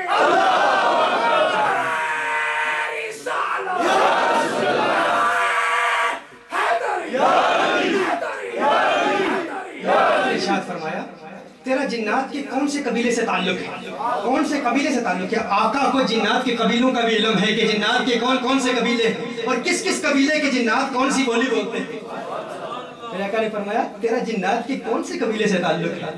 اس نے کہا میں ابلیس کا پڑپوتا ہوں، اس نے کہا میں ابلیس کا، شیطان ابلیس کا پڑپوتا ہوں، اس کا گرینڈ سن ہوں، میں ابلیس کا پڑپوتا۔ حضور نے فرمایا اپنا شجاع نسب بیان کر، اس نے کہا انا ہام بن ہیم بن لاقیس بن ابلیس، میرا نام ہام ہے، میں ہیم کا بیٹا ہوں جو لاقیس کا بیٹا ہے جو ابلیس کا بیٹا ہے۔ اس نے اپنا شجرہ بیان کیا، شجرہ نسب بیان، اس نے کہا میرا نام ہام ہے، میں ہیم، اور مفسرین بیان کرتے ہیں کہ شیطان کی اولاد میں سے یہی واحد ایک اس کی اولاد میں سے، شیطان کے بیٹوں میں سے ایک بیٹا ہے جو مومن تھا، مسلمان تھا، فقط ایک ہی کو ایمان نصیب ہوا، اس کا نام ہام تھا۔ حضور کی بارگاہ میں حاضر ہوا، حضور نے ارشاد فرمایا اپنا شجرہ بیان کر، اس نے اپنا فیملی ٹری اس نے بیان کی کہ میں شیطان کا پڑپوتا ہوں، میرا وہ پردادا ہے۔ حضور نے ارشاد فرمایا اپنی عمر کے بارے میں بتا، تیری عمر اپنے احوال بیان۔ اس نے کہا کہ میں جب قابیل نے جب حابیل کو قتل کیا تو اس وقت میں چھوٹا سا بچہ تھا، میں نے وہ معاملات اس وقت دیکھے، میں اس وقت چھوٹا سا بچہ تھا، میری آنکھوں کے سامنے کا معاملہ ہے۔ اور پھر اس کے بعد حضرت موسیٰ، حضرت ابراہیم علیہ السلام کے ہاتھ پر میں ایمان لایا، حضرت ابراہیم علیہ السلام کے ہاتھ پر میں ایمان لایا، مسلمان ہوا، اور پھر موسیٰ علیہ السلام کے دور میں نے موسیٰ علیہ السلام سے تورات کا علم حاصل کیا، اور حضرت عیسیٰ علیہ السلام کے ہاتھ پر میں ایمان پھر لایا، اور حضرت عیسیٰ علیہ السلام سے میں نے انجیل کا علم حاصل کیا۔ اور یا رسول اللہ صلی اللہ علیہ وسلم، آقا آج آپ کی بارگاہ میں اس لیے حاضر ہوا ہوں، ایک پیغام لایا ہوں۔ حضور اکرم صلی اللہ علیہ وآلہ وسلم نے ارشاد فرمایا وہ کیا پیغام ہے؟ وہ جن کہتا ہے، وہ ہام کہتا ہے، وہ جو ابلیس کی اولاد میں ہو کر بھی مومن ہے، مسلمان ہے، وہ کہتا ہے وہ ابلیس کی اولاد میں ہے لیکن آقا کا ادب کرتا ہے، اسے ایمان ملا، آقا سے عشق کرتا ہے، اسے ایمان ملا، آقا سے محبت کرتا ہے، اسے ایمان ملا، اور ابراہیم علیہ السلام کا ادب کرتا تھا، اسے ایمان کی نعمت ملی، موسیٰ علیہ السلام کا ادب کرتا تھا، ایمان کی نعمت ملی، عیسیٰ علیہ السلام کا احترام کرتا تھا، ابلیس کی اولاد میں ہو کر بھی مومن ہوا۔ آقا سے عرض کرتا ہے یا رسول اللہ صلی اللہ علیہ وسلم، جب میں حضرت عیسیٰ علیہ السلام کی بارگاہ میں حاضر ہوتا تھا تو حضرت عیسیٰ علیہ السلام نے مجھے ایک مرتبہ فرمایا تھا کہ میرے بعد ایک نبی آئے گا جو تمام انبیاء کا سردار ہوگا، میرے بعد ایک نبی آئے گا جو تمام انبیاء کا سردار ہوگا. ایک نبی آئے گا جو تمام انبیاء کا سردار ہوگا. عیسیٰ علیہ السلام نے فرمایا تھا کہ تو اس وقت زندہ ہوگا, تو اس وقت زندہ ہوگا اور وہ دور تو دیکھے گا, تو اس وقت کو دیکھے گا. پتہ چلا عیسیٰ علیہ السلام کو پتہ ہے, اللہ نے مستقبل کا علم دیا ہے اور یہ بھی پتہ ہے عیسیٰ علیہ السلام کو کہ کس کی کتنی زندگی ہے. میرے آقا صلی اللہ علیہ وسلم کی بارگاہ میں یہ جن عرض کرتا ہے, یا رسول اللہ صلی اللہ علیہ وسلم نے عیسیٰ علیہ السلام نے پیغام یہ دیا تھا. عیسیٰ علیہ السلام کا پیغام یہ تھا کہ جب تیری حضور اکرم صلی اللہ علیہ وسلم سے ملاقات ہو تو مجھ عیسیٰ کا سلام حضور اکرم صلی اللہ علیہ وسلم کی بارگاہ میں پیش کرنا. حدیث کے الفاظ ہیں, حدیث کے الفاظ ہیں. میرے آقا صلی اللہ علیہ وسلم نے جب یہ بات سنی نا تو آقا صلی اللہ علیہ وسلم پر رقت طاری ہو گئی. میرے آقا صلی اللہ علیہ وسلم نے رونا شروع کر دیا اور میرے آقا نے ارشاد فرمایا, ہے حام بن حیم بن لاقیس بن ابلیس, ہے حام تجھ پر بھی سلام اور میرے بھائی عیسیٰ پر بھی سلام. میرے آقا صلی اللہ علیہ وسلم رحمت للعالمین ہے. اور میں نے عرض کیا, یہ جو میں نے ابھی بات عرض کی ہے وہ کیا تھا کہ اگر کوئی غیر مسلم بھی ہو, آقا کا ادب کرتا ہو, آقا کا احترام کرتا ہو تو اسے ایمان مل جاتا ہے. ایک یہودی بچے کا واقعہ بہت زور دیا ہے پیرس کے بھائیوں نے کہ وہ واقعہ ضرور بیان کرنا ہے. ہر چند کے میں حال ہی میں بیان کر چکا ہوں. ایک یہودی نوجوان تھا, بڑا حسین و جمیل تھا. اب وہ غیر مسلم تھا یہودی, لیکن حضور کا عاشق ہو چکا تھا. اسے حضور سے پیار ہو چکا تھا, اسے حضور سے عشق ہو چکا تھا, اسے کونین کے والی صلی اللہ علیہ وسلم سے پیار ہو چکا تھا. انتہائی حسین و جمیل ایک یہودی نوجوان تھا, مدینہ المنورہ میں رہتا تھا. ایک مرتبہ اس نے کونین کے والی خسرو خوباں سیاح لامکاں نازش ہر دو جہاں صلی اللہ علیہ وسلم کا حسین چہرہ دیکھ لیا. میرے آقا صلی اللہ علیہ وسلم کی واللہل والی زلفیں دیکھ لی. میرے آقا صلی اللہ علیہ وسلم کا علم نشرح کا سینہ دیکھ لیا. میرے آقا صلی اللہ علیہ وسلم کے مازاق کے سرخ ڈوروں کو دیکھ لیا. یاسین کی چمک دمک والے دانتوں کو دیکھ لیا. جب میرے آقا کے حسن کو اس یہودی نے دیکھا تو آئینہ دل میں حسن مصطفیٰ کو شامل کر لیا, اتار لیا, داخل کر لیا. چہرہ بددہا کر دیوانہ ہو گیا. میرے آقا صلی اللہ علیہ وسلم کو اپنا دل دے دیا. میرے آقا صلی اللہ علیہ وسلم سے عشق کرنے لگا, میرے آقا سے پیار کرنے لگا اور مختلف بہانوں سے آقا کے دیدار کے لیے اپنے گھر سے باہر آتا. اپنے والدین کو نہ بتایا, اپنے باپ کو نہ بتایا, اپنی والدہ کو نہ بتایا, اپنے رشتہ داروں کو نہ بتایا, کیونکہ یہودی تھا, جانتا تھا کہ والدین ناراض ہو جائیں گے. بکریاں چرانے کے بہانے اپنے گھر سے باہر نکلتا کہ کہیں کسی بہانے مسجد نبی کے دیوار سے کے دروازے سے جھانک کر میرے آقا صلی اللہ علیہ وسلم کا حسین چہرہ دیکھ لوں گا, آقا کی حسین زلفیں دیکھ لوں گا. اور کبھی آقا کو مسجد نبی شریف کے دروازے سے جھانک کے چپکے دیکھ لیا کرتا تھا اور اپنے دل کی تسلی ہو جاتی, دل کی پیاس بجھ جاتی. آقا کا حسن دیکھ لیا کرتا تھا. ایک وقت اس پر ایسا بھی آیا, اس یہودی نوجوان پر ایک وقت ایسا بھی آیا کہ آقا کے دیدار سے محروم ہو گیا. ایک مدت تک آقا کو دیکھ نہ پایا, آقا کی زیارت نہ کر پایا اور آقا کے دیدار کی تمنا میں اتنا پریشان ہوا کہ بیمار ہو گیا. اس قدر علیل ہو گیا, اس قدر بیمار ہو گیا کہ علالت کے بچھونے کو اپنا بچھونا بنا لیا, بستر علالت کو اپنا بچھونا بنا لیا, بستر علالت پر آ گیا. اس قدر بیمار ہو گیا کہ والدین پریشان ہیں, ماں پریشان ہے, باپ پریشان ہے, حکیموں کو بلا رہے ہیں, اطباء کو بلا رہے ہیں. اسے آخر ہوا کیا ہے, وہ جسم کا علاج کر رہے ہیں, لیکن وہ کیا جانے یہ اپنا دل محمد عربی صلی اللہ علیہ وسلم کو دے چکا ہے. یہ حضور اکرم صلی اللہ علیہ وسلم کا عاشق ہے اور اب آقا کے دیدار کی تمنا میں یہ بیمار ہو چکا ہے. اس قدر بیمار ہوا, ماں باپ کا اکلوتا بیٹا تھا, انتہائی پریشان ہے کہ اس کا علاج کیا ہے. لیکن چونکہ وہ آقا کو دیکھ نہیں پاتا تھا, آقا کا دیدار نہیں کر پاتا تھا, اس قدر بیمار ہو گیا کہ سوکھ کر کانٹے کی طرح ہو گیا. اس کا پھول جیسا شگفتہ چہرہ, چمکنے دھمکنے والا چاند جیسا چہرہ سوکھ گیا اور اس کے چہرے کا رنگ اتر گیا. اور عشق کا رنگ بھی کیا عجیب ہوتا ہے, کیا نرالا ہوتا ہے. جب عشق کا رنگ چڑھ جاتا ہے تو ہر رنگ اتار دیتا ہے. آقا کے رنگ میں, آقا کی محبت میں ایسا دیوانہ ہو گیا, اس قدر بیمار ہو گیا کہ وہ شام بھی آ گئی جو اس کی زندگی کی آخری شام تھی. موت کا وقت آ گیا. آقا کی دیدار کی تمنا میں اس قدر بیمار ہوا کہ موت کا وقت آ گیا. اس شام کو وہ بہت مشکل سے, ابھی اس کی آواز بھی اس کے تحکم میں نہیں تھی, وہ بات کرنا چاہتا تھا, بڑی مشکل سے اپنی بات لوگوں کو سمجھا سکتا تھا. بڑی ہمت جمع کی, بڑی کوشش کی اور اپنے والد کو پکارا, ہے میرے والد, میری ایک تمنا ہے, میری ایک آرزو ہے, میری ایک خواہش ہے, میری ایک آرزو ہے, کیا آپ میری خواہش پوری کر دیں گے؟ آج میں دنیا سے جا رہا ہوں, آج آپ کو داغ مبارکت دے کر اس دنیا سے رخصت ہو رہا ہوں۔ اے میرے والد، میری ایک تمنا ہے، ایک آرزو ہے، آپ ناراض تو نہیں ہوں گے، خواہش پوری کر دیں گے۔ یہودی باپ کہتا ہے، اے میری آنکھوں کے تارے، اے میرے لختے جگر، تو میرا ایک ہی تو اکلوتا بیٹا ہے، تو میرا ایک ہی بچہ ہے، تو مجھ سے کہے گا تیرا حکم سر آنکھوں پر، تو جو کہے گا تیری خواہش پوری کروں گا، تو حکم تو کر، تو بتا تو صحیح۔ اس نے کہا کہ میں عشق مصطفیٰ میں گھائل ہو چکا ہوں، اپنا دل آمنہ کے لال کو دے چکا ہوں، میں محمد عربی کا دیوانہ ہو چکا ہوں، محمد عربی سے پیار کرتا ہوں، ان سے عشق کرتا ہوں۔ ایک تمنا، ایک آرزو، ایک خواہش ہے والد، آپ نے وعدہ کیا ہے میری خواہش پوری کر دیں گے۔ والد نے کہا ارے تو کیا کہہ رہا ہے، تم محمد عربی سے پیار کرتا ہے؟ والد ناراض ہوا، والد کو بہت غصہ آیا، لیکن کرتا تو کیا کرتا، ایک ہی تو بیٹا تھا، وعدہ کر چکا تھا، بیٹا دنیا سے جا رہا تھا۔ اس نے کہا کیا خواہش ہے، کہا پیغام پہنچا دیجئے، محمد عربی تک پیغام پہنچا دیجئے، انہیں بتا دیجئے کہ ایک یہودی ہے یہودی لیکن آپ سے عشق کرتا ہے، یہودی لیکن آپ سے پیار کرتا ہے، ان تک پیغام پہنچا دیجئے، آپ کی دیدار کا تمنائی ہے، آرزو من ہے، ایک مرتبہ چہرہ ودوہا دیکھنا چاہتا ہے۔ والد کو غصہ تو بہت آیا لیکن فوراً پیغام پہنچایا، اور وہ کریم آقا رحمت للعالمین ہے، رحمت للعالمین ہے، رحمت للعالمین ہے۔ ارسلت الی الخلق کافۃ، میں سارے جہانوں کے لیے، تمام مخلوق کے لیے میں بھیجا گیا ہوں نبی بنا کر، رحمت للعالمین ہے۔ میرے آقا نے یہ نہیں دیکھا کہ یہودی ہے، میرے آقا صلی اللہ علیہ وسلم صحابہ کو ساتھ لے کر فوراً اس یہودی کے گھر میں پہنچ جاتے ہیں۔ جو ہی یہودی کے گھر میں پہنچتے ہیں دیکھتے ہیں کہ یہودی کا وہ بیٹا، وہ جو حضور کا دیوانہ ہو چکا تھا، وہ جو حضور کا عاشق ہو چکا تھا، اب اس کی آنکھیں بند ہو چکی تھی، انتظار کرتے کرتے اب اس کی آنکھیں دیدار مصطفیٰ کی تمنا میں، اب اس کی آنکھیں بند ہو چکی تھی، گویا کہ محسوس یوں ہوتا تھا کہ اب اس کی روح قفس انتری سے پرواز کر چکی ہے۔ میرے آقا صلی اللہ علیہ وسلم جب اس کے قریب آتے ہیں، یہودی باپ فوراً یہودی بیٹے کے قریب آتا ہے، کان میں کہتا ہے آنکھیں کھول لے میرے بیٹے، دیکھ تیرا پیار آ گیا ہے، دیکھ تیرا پیار آ گیا ہے، دیکھ تیرا محبوب آ گیا ہے، جس سے تو پیار کرتا ہے وہ آ گیا ہے۔ اس یہودی بیٹے نے جب اپنے محبوب کا نام سنا نا تو گویا جاتی ہوئی روح فوراً واپس لوٹ کر آ گئی، فوراً آنکھیں کھولی، چہرہ بددعا دیکھا، کہا ہے میرے محبوب، ہے میرے محبوب، میری کوئی نمازیں نہیں ہے، میرے پاس کوئی روزے نہیں ہے، کوئی عبادت نہیں ہے، کوئی تقوی نہیں ہے، کوئی پرہیزگاری نہیں ہے، لیکن کیا میری نجات کی بھی کوئی امکان ہے؟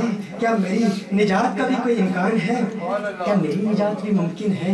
یہودی نے کہا کیا میری نجات بھی ممکن ہے؟ میرے آقا صلی اللہ علیہ وسلم نے ارشاد فرمایا، کونین کے والی صلی اللہ علیہ وسلم نے ارشاد فرمایا، ہاں میں تیری نجات کی ضمانت دیتا ہوں، ابھی توحید کا کلمہ توحید پڑھ، ابھی کلمہ توحید پڑھ، میں تیری نجات کی ضمانت دیتا ہوں، میں ضمانت دیتا ہوں کہ تیری نجات ہو جائے گی۔ وہ یہودی اسی وقت آقا کے قدموں میں گرتے ہوئے کہتا ہے کہ قبر سے لے کر دخول جنت تک آپ کی ضمانت پر کلمہ طیبہ پڑھتا ہوں، آقا کے قدموں میں گرتا ہے اور جان اللہ کے حوالے کر دیتا ہے۔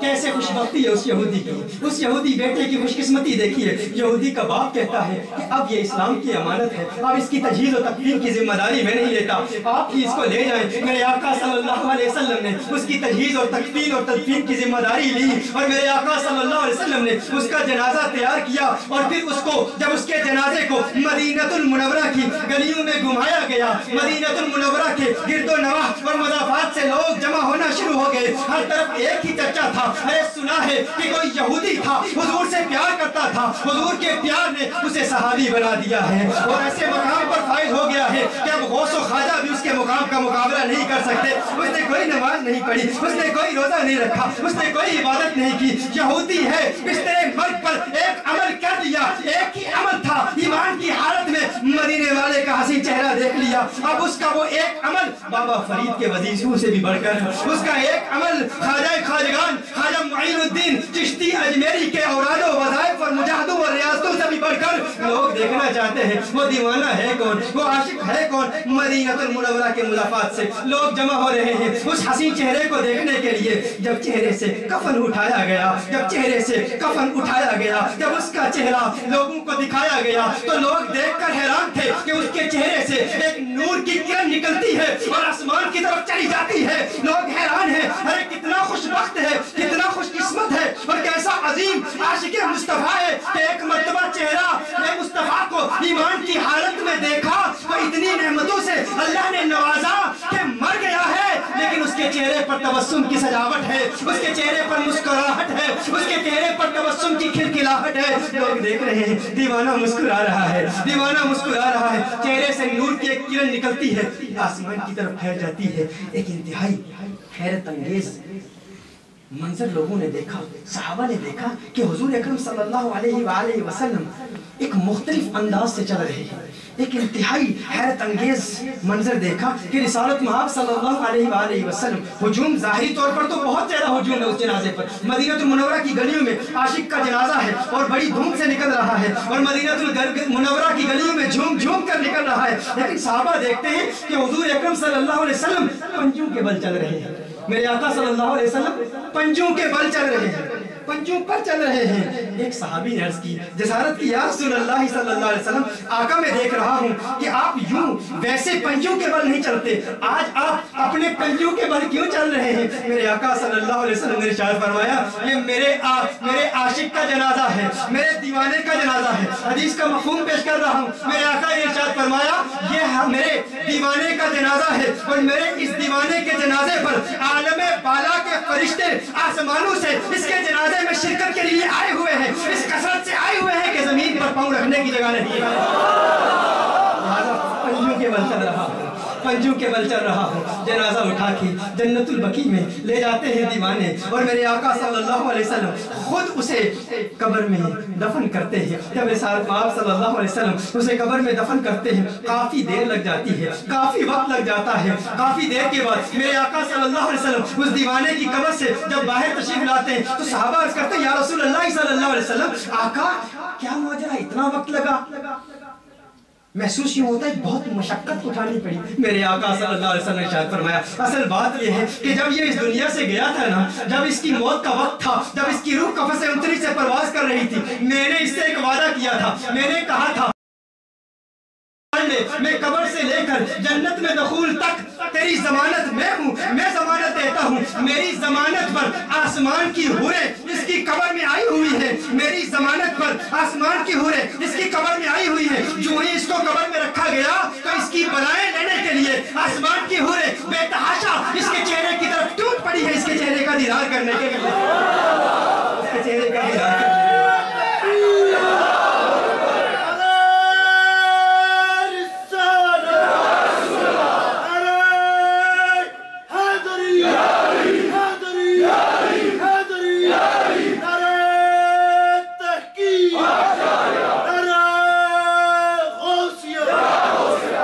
صلی اللہ علیہ وسلم نے ارشاد فرمایا، میرے جسم سے پسینہ ٹپک رہا تھا اور میرے جسم کے پسینے کے قطرات اس کے کفن پر گرے اور اب اس کا جسم اور اس کا کفن قیامت تک مہکتا رہے گا. میرے پسینے کی برکت سے اس کا جسم اور اس کا کفن قیامت تک مہکتا رہے گا. یہ وہ دیوانہ ہے، میرے آقا سے اس نے پیار کر لیا، میرے آقا سے عشق کر لیا اور عشق کا ثواب اور اجر کیا ملا کہ آسمان سے فرشتے آ رہے ہیں اس کے جنازے پر، عالم بالا کے فرشتے اس کے جنازے پر آ رہے ہیں. اپنی قسمت پہ ناز کرو، ناز کرو کہ میرے آقا صلی اللہ علیہ وسلم کی امت ہو تم.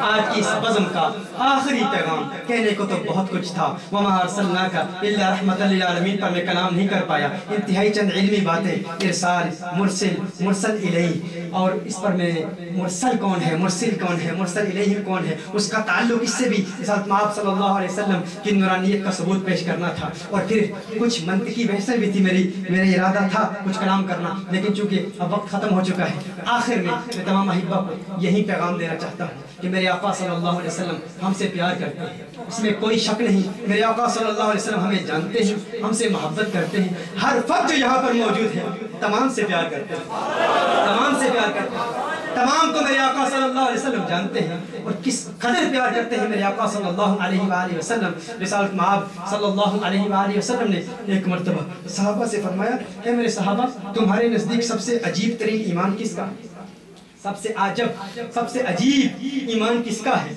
صحابہ عرض کرتے ہیں، یا رسول اللہ صلی اللہ علیہ وسلم ہمارے نزدیک سب سے عجیب اور عجب ترین ایمان، افضلیت کی بات نہیں ہو رہی، عجیب ترین ایمان کی بات ہو رہی ہے. میرے آقا صلی اللہ علیہ وسلم نے فرمایا کس کا ایمان سب سے عجب ہے؟ اب دیکھیے میرے آقا کو ہم سے کتنا پیار ہے، یہ بات اس سے انشاءاللہ واضح ہو جائے گی. साहब अर्ज़ करते हैं या रसूलुल्लाह सल्लल्लाहु अलैहि वसल्लम हमारे नज़दीक तो सबसे अजीब ईमान फरिश्तों का, मलाइका का। मेरे आका ने इरशाद फरमाया वमा लहुम ला युमिनूना वहुम इंदा रब्बिहिम, वो अल्लाह पर ईमान क्यों ना लाएं, वो तो अल्लाह के करीब होते हैं, वो तो अल्लाह के करीब होते हैं। साहबा ने अर्ज़ किया रसूलुल्लाह सल्लल्लाहु अलैहि वसल्लम फिर सबसे अजीब ईमान तो अंबिया का है। मेरे आका सल्लल्लाहु अलैहि वसल्लम ने इरशाद फरमाया ये सबसे अजीब मुनफरिद यूनिक ईमान किसका है? मेरे आका सल्लल्लाहु अलैहि वसल्लम ने इरशाद फरमाया अंबिया पर तो अल्लाह की वही नाज़िल होती है, अंबिया पर तो अल्लाह की वही नाज़िल होती है। साहबा अर्ज़ करते हैं या रसूलल्लाह सल्लल्लाहु अलैहि वसल्लम फनहनु या रसूलल्लाह सल्लल्लाहु अलैहि वसल्लम, फिर हमारा ईमान सबसे अजीब है, फिर हमारा ईमान सबसे अजीब है। हुजूर ने इरशाद फरमाया तुम तो मेरा चेहरा वद्दुहा देखते हो, तुम तो मेरी अदाएं देखते हो, तुम्हारे ईमान में कौन सी अजीब बात है? साहबा ने अर्ज़ किया फिर अल्लाह जाने और अल्लाह का महबूब जाने। मेरे आका सल्लल्लाहु अलैहि वसल्लम ने फिर इरशाद फरमाया रिसालत में आप सल्लल्लाहु अलैहि वसल्लम के इस जवाब को लोहे दिल पर नक्श कर लो। और ये मुस्नद इमाम अहमद की हदीस और सही मुस्लिम की हदीस और मुअज्जमुल कबीर लितबरानी की तीनों हदीसों का मजमूआ और मफहूम पेश कर रहा हूँ। मेरे आका ने इरशाद फरमाया है मेरे सहाबा, मेरे नज़दीक मुझ मोहम्मद के नज़दीक सबसे आजब ईमान, सबसे अजीब ईमान मेरे उन दीवानों का होगा जिन्होंने मुझे देखा भी ना होगा, गोया के 1400 साल बाद आएंगे, उन्होंने फकत सुन रखा होगा। कोई था आज से 1400 साल पहले, कोई घुंघराले बालों वाला था, कोई था कि जिसके हुस्न को देखकर यहूदी भी कलमा पढ़ते थे। वो ऐसे दीवाने होंगे कि उन्होंने मेरा हुस्न देखा नहीं होगा, लेकिन मेरी एक झलक देखने के लिए अपनी जान माल और औलाद को कुर्बान कर देंगे।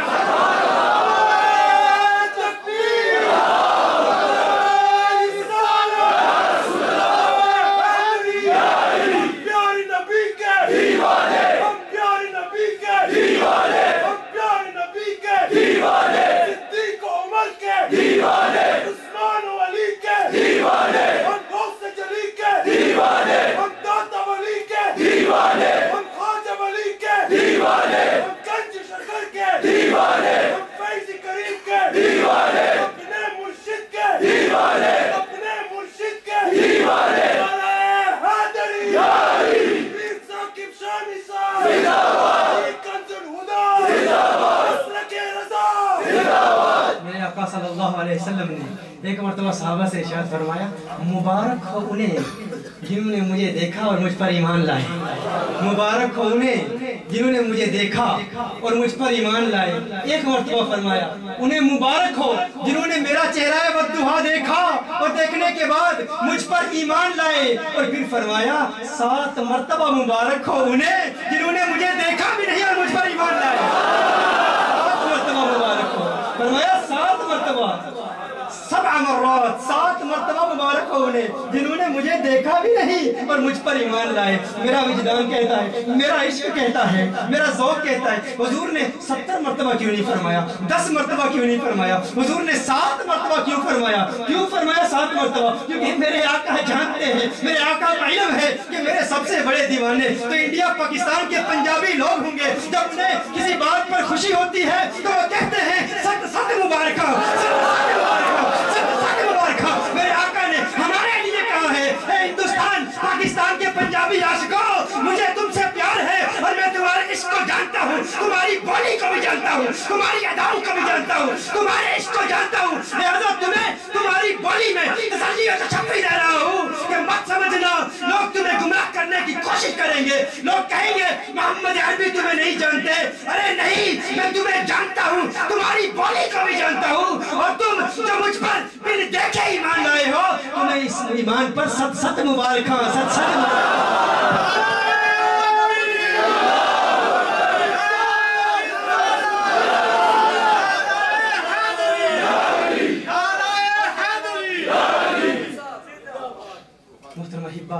मेरे आका को हमसे प्यार है, यही प्यार हमने अपनी आने वाली नस्लों तक मुंतकिल करना है। सवाल ये पैदा होता है कैसे करें? सबक सीख लीजिए आपकी इस बज़म का। क़ाज़ी अय्याज़ की शिफा اس کا مطالعہ خود شروع کر دیں۔ اگر حضور سے پیار کرنا چاہتے ہیں، بڑا طویل میرا ذہن میں تھا، محاسبہ پر کلام کروں گا، محاسبہ کے بعد مراقبہ کیا ہوتا ہے، پھر مشاہدہ کیا ہوتا ہے، پھر عین الیقین، پھر حق الیقین، یہ سارے مراحل کیا ہیں، لیکن میں فقط آج کی اس بزم میں نچوڑ پیش کرتا ہوں۔ والدین کہتے ہیں کہ بچوں کو عشق مصطفیٰ کیسے دیا جائے، ہمارے بچے تو کارٹون دیکھتے ہیں، ہمارے بچے تو ٹی وی کے سامنے بیٹھے رہتے ہیں، ہم بتاتے ہیں آقا کون ہے لیکن وہ سنتے ہی نہیں۔ یاد رکھیے میرے آقا صلی اللہ علیہ وسلم نے ایک نصاب دیا ہے، میرے آقا صلی اللہ علیہ وسلم نے ایک نصاب دیا ہے، بچوں کی پرورش کیسے کرو، کیسے کی جائے بچوں کی پرورش۔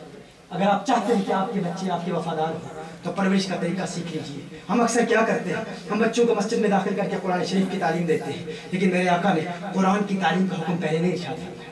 میرے آقا نے ارشاد فرمایا سب سے پہلے بچوں کو عشق مصطفیٰ دو، پھر عشق اہل بیت دو، عشق مصطفیٰ دو، پھر عشق اہل بیت دو، عشق اصحاب دو، اور پھر قرآن کی تعلیم دو۔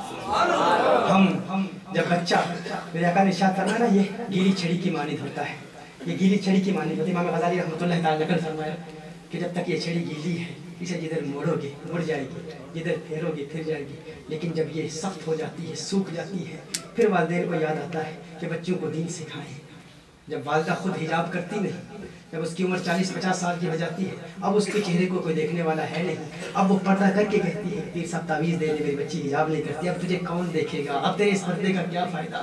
جب تیری بچی، جب تیری بیٹی تیرے گھر میں تھی اس وقت تو حجاب کر کے اگر اس کے لیے ایک تعلیم اس کو دیتی، ایک ایگزامپل کے ساتھ لیڈ کرتی تو تیری بچی تیری بیٹی باغی نہ ہوتی، لیکن ہم نے ایگزامپل کے ساتھ لیڈ کیا ہی نہیں، خود پر اسلامی تعلیمات کو ہم نے اپنایا ہی نہیں، اور پھر جب وہ باغی ہو جاتے ہیں، جب وہ چھڑی سوکھ جاتی ہے، پھر ہم اسے پھیرتے ہیں، پھر وہ ٹوٹ جاتی ہے، وہ باغی ہو جاتے ہیں۔ لیکن ہم کیا کرتے ہیں، ہم پہلے قرآن سے ابتدا کرتے ہیں۔ یاد رکھیے جب ہم بچوں کو قرآن سکھاتے ہیں، حافظ قرآن بھی بنا دیتے ہیں، ہم بچوں کو قرآن کا قاری بھی بنا دیتے ہیں، لیکن وہی بچہ قرآن پڑھ پڑھ کے حافظ بن کر بھی قرآن بھول جاتا ہے۔ ہمارے یہاں برطانیہ میں اکثر یہ معاملہ ہم دیکھتے ہیں، یہ منظر ہم دیکھتے ہیں کہ وہی جو حافظ قرآن ہے اسی نے وہی بعد میں سب سے بڑا ڈرگ ڈیلر بن جاتا ہے، سب سے بڑا شرابی بن جاتا ہے۔ کیوں؟ کیونکہ ہم نے بچوں کو ابتدا میں عشق مصطفیٰ نہیں دیا، ہم نے حضور اکرم صلی اللہ علیہ وسلم کی تعلیم اور تربیت کی ترتیب کے مطابق عمل نہیں کیا، ہم نے پہلے قرآن دیا۔ اور بیشتر ایسے لوگ ہیں جب بچوں کو عشق مصطفیٰ نہ دیا جائے، حضور کا پیار نہ دیا جائے، حضور کی محبت نہ دی جائے، قرآن دے دیا جائے، وہ قرآن پڑھ کر پھر گمراہ ہو جاتے ہیں، بدعقیدہ ہو جاتے ہیں، میرے آقا صلی اللہ علیہ وآلہ وسلم پر تنقید کرتے ہیں۔ وہ پھر قرآن پڑھیں یا حدیث پڑھیں، بنا عشق نبی کے جو پڑھتا ہے بخاری آتا ہے بخار، اس کو آتی نہیں بخار، اور بنا عشق نبی کے جو پڑھتا ہے قرآن، یہ شعر میں نے اسی زمین پر لکھا ہے، بنا عشق نبی کے جو پڑھتا ہے قرآن ہوتا ہے یرکان، اسے آتا نہیں قرآن، ہوتا ہے یرکان اسے۔ یرکان کیا ہے؟ آنکھیں پیلی پڑ جاتی ہیں، جونڈس ہو جاتا ہے نا، کہ قرآن میں حضور اکرم صلی اللہ علیہ وسلم کی عظمت کے جب ترانے لوگ پڑھتے ہیں تو انہیں خوشی محسوس نہیں ہوتی۔ کیوں؟ کیونکہ انہیں عشق مصطفیٰ نہیں ملا ہوتا۔ پہلے قرآن نہیں پڑھانا، حضور نے فرمایا پہلے عشق مصطفیٰ دینا ہے۔ عشق مصطفیٰ بچوں کو دیں کیسے؟ یاد رکھیں جب بچہ آپ کا 2 سال کی عمر کا ہو، 2-3 سال کی عمر تک رات سونے سے قبل اسے آقا صلی اللہ علیہ وسلم کے معجزات سکھائیں، یہ واقعات بتائیں، یہ ہرنی کا واقعہ بتائیں، بھیڑیے کا واقعہ بتائیں، میرے آقا صلی اللہ علیہ وسلم کے معراج کے واقعات بتائیں۔ لوگ کہتے ہیں بچے ایڈونچرز پسند کرتے ہیں، کارٹون دیکھتے ہیں، آپ نے ان کو ٹی وی کے حوالے کیوں کیا؟ کیوں ٹی وی کے حوالے کر دیا؟ رات سونے سے پہلے اگر آپ اپنے بچوں کو آقا کے معراج کا واقعہ بتائیں، آج میلاد النبی صلی اللہ علیہ وسلم کی اس محفل میں آپ کو یہ بتا دوں، میں اپنے بچوں کو جب آپ تعلیم دیں میلاد کے معجزات بیان کریں، میلاد النبی صلی اللہ علیہ وسلم کے معجزات بچوں کو 2-3 سال کی عمر کا بچہ یہ واقعات یاد کرنا شروع کر دیتا ہے، اس کو یاد ہو جاتے ہیں، ازبر ہو جاتے ہیں۔ اگر آپ اپنے بچوں کو یہ واقعات اتنے انٹرسٹنگ واقعات آپ بتائیں، میراج النبی صلی اللہ علیہ وسلم کتنا پیارا میریکل ہے، کس طرح براق آیا، کس طرح میرے آقا صلی اللہ علیہ وسلم نے آسمانوں کی سیر کی، میرے آقا صلی اللہ علیہ وسلم کے میلاد کے معجزات اپنے بچوں کو سکھائیں۔ بتائیں ہرنی نے آقا سے کس طرح بات کی، بھیڑیے نے آقا سے کس طرح بات کی، میرے آقا صلی اللہ علیہ وسلم کی بارگاہ میں اونٹنی کس طرح حاضر ہوتی تھی، وہ بکری کا واقعہ سنائیں۔ یہ تمام واقعات جب آپ بچوں کو سنائیں گے، میں آپ کو یقین کے ساتھ کہتا ہوں، پورے وثوق اور پورے دل کے اطمینان کے ساتھ کہتا ہوں، الحمدللہ ہم نے تحریک کنز الہدیٰ کے منہج پر یہ عمل شروع کیا ہے۔ بے شمار والدین ابتدا سے اپنے بچوں کی تربیت اسی منہج پر کر رہے ہیں، اور ان کے بچے الحمدللہ آقا صلی اللہ علیہ وسلم کی عظمتوں کے ترانے رات سے رات سونے سے قبل بچوں کو آقا کے واقعات بتائیں، پھر صحابہ کے واقعات بتائیں کہ صحابہ کو آقا سے کیسے پیار ہے۔ اس پر ARY QTV کے میرے مکمل لیکچرز ہیں، بچوں کی تربیت کا پریکٹیکل میتھڈ کیا ہے، پریکٹیکل طریقہ کیا ہے. بچوں سے ہرگز نہ کہیں اگر بچہ کوئی غلطی کرتا ہے یہ نہ کہیں تو نے ایسا کیا تو دیکھ پھر تیرا کیا حشر کرتا ہے, تجھے ماروں گا. چپ ہوتا ہے کہ نہیں؟ چپ نہیں ہوتا تو تجھے ماروں گا. یہ نہیں کہنا بچوں کو, کیونکہ اگر آپ کہیں گے تو بچے ڈھیٹ ہو جائیں گے. ایک مرتبہ ماریں گے, 2 مرتبہ ماریں گے. یہ کہیں کہ اگر ایسا کیا تو تیرے آقا ناراض ہو جائیں گے. یہ کہیں اگر ایسا کیا تو آقا ناراض ہو جائیں گے. بچے کے دل میں یہ احساس پیدا ہو کہ میرے آقا ہے جو مجھ سے پیار کرتے ہیں. جب بچے نے شروع سے اتنے واقعات آقا کی عظمتوں کے سن لیے ہیں تو بچے کو آقا سے پیار ہو جائے گا, اور آقا کی ناراضگی کا بچے کو احساس ہوگا. پھر وہ بچہ, اگر آپ کہیں گے آقا ناراض ہو جائیں گے, پھر وہ بچہ وہ کام نہیں کرے گا. رفتہ رفتہ ابتداء مشکل ہوگی لیکن آپ اس پر محنت کریں. اور امام قاضی ایاز رحمۃ اللہ تعالی علیہ کی الشفاء شریف جو انگلش میں بھی ٹرانسلیشن ہو چکی ہے, فرینچ میں بھی ہو چکی ہے, اور اس کتاب کو ہر بندہ اپنے گھر میں رکھے, اس کتاب کا ہر روز مطالعہ کرے. اس کتاب کے مطالعے کے ذریعے آپ دیکھیں گے کہ آپ کے دل میں ایک نور پیدا ہوگا. ہر وقت وضو کی حالت میں رہیں, وضو جب بھی ٹوٹ جائے فوراً وضو کر لیں, اور ہر وقت رسالت مآب صلی اللہ علیہ وسلم کی بارگاہ میں درود و سلام کے گجرے نچھاور کرتے رہیں.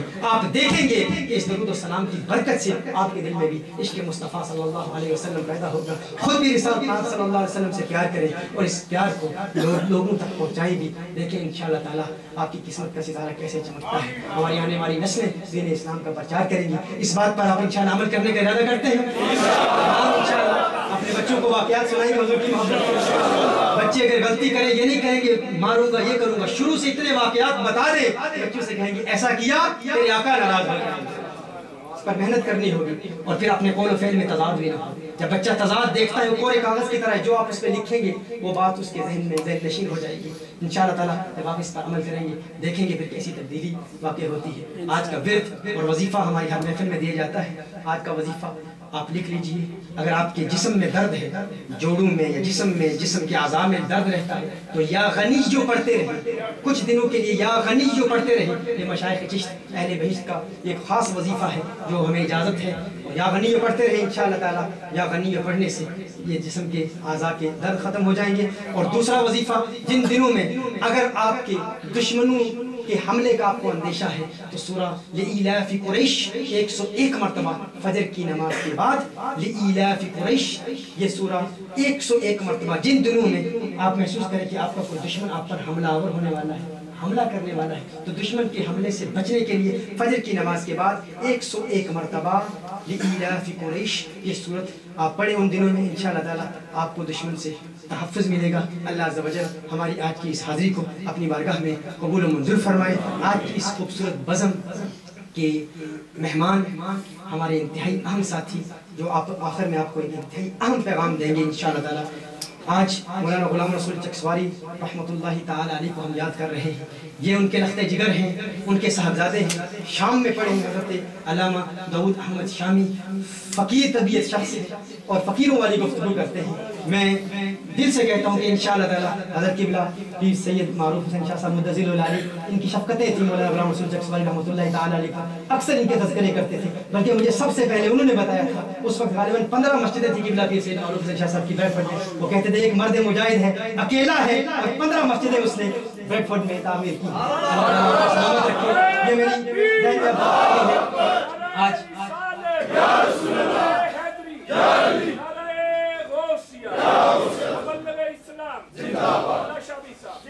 آج حضرت کی مساجد اور جہلم میں جو علمی کام الحمدللہ جس بڑے پیمانے پر ہو رہا ہے, حقیقت ہے کہ یہ مشائخ کا فیض ہے, اور الحمدللہ ہماری خوش بختی ہے. مجتہد دامن علم سے آپ سماعت کی زحمت اٹھاتے رہے. میں آپ کا شکر گزار ہوں اور انتہائی ممنون ہوں, اور اس محبت کے پیغام کو پھیلانے کے لیے, ہماری سرپرستی کے لیے آپ یہاں تشریف لائے. اللہ تعالیٰ آپ کو سلامت رکھے, اللہ تعالیٰ آپ کو صحت عطا فرمائے, اور آپ کی روحانی فیض و برکات سے تمام احباب کو فیضیاب ہونے کی توفیق عطا فرمائے. حضرت علامہ داؤد احمد شامی صاحب انگلش کے خطیب ہیں, انگلش میں خطاب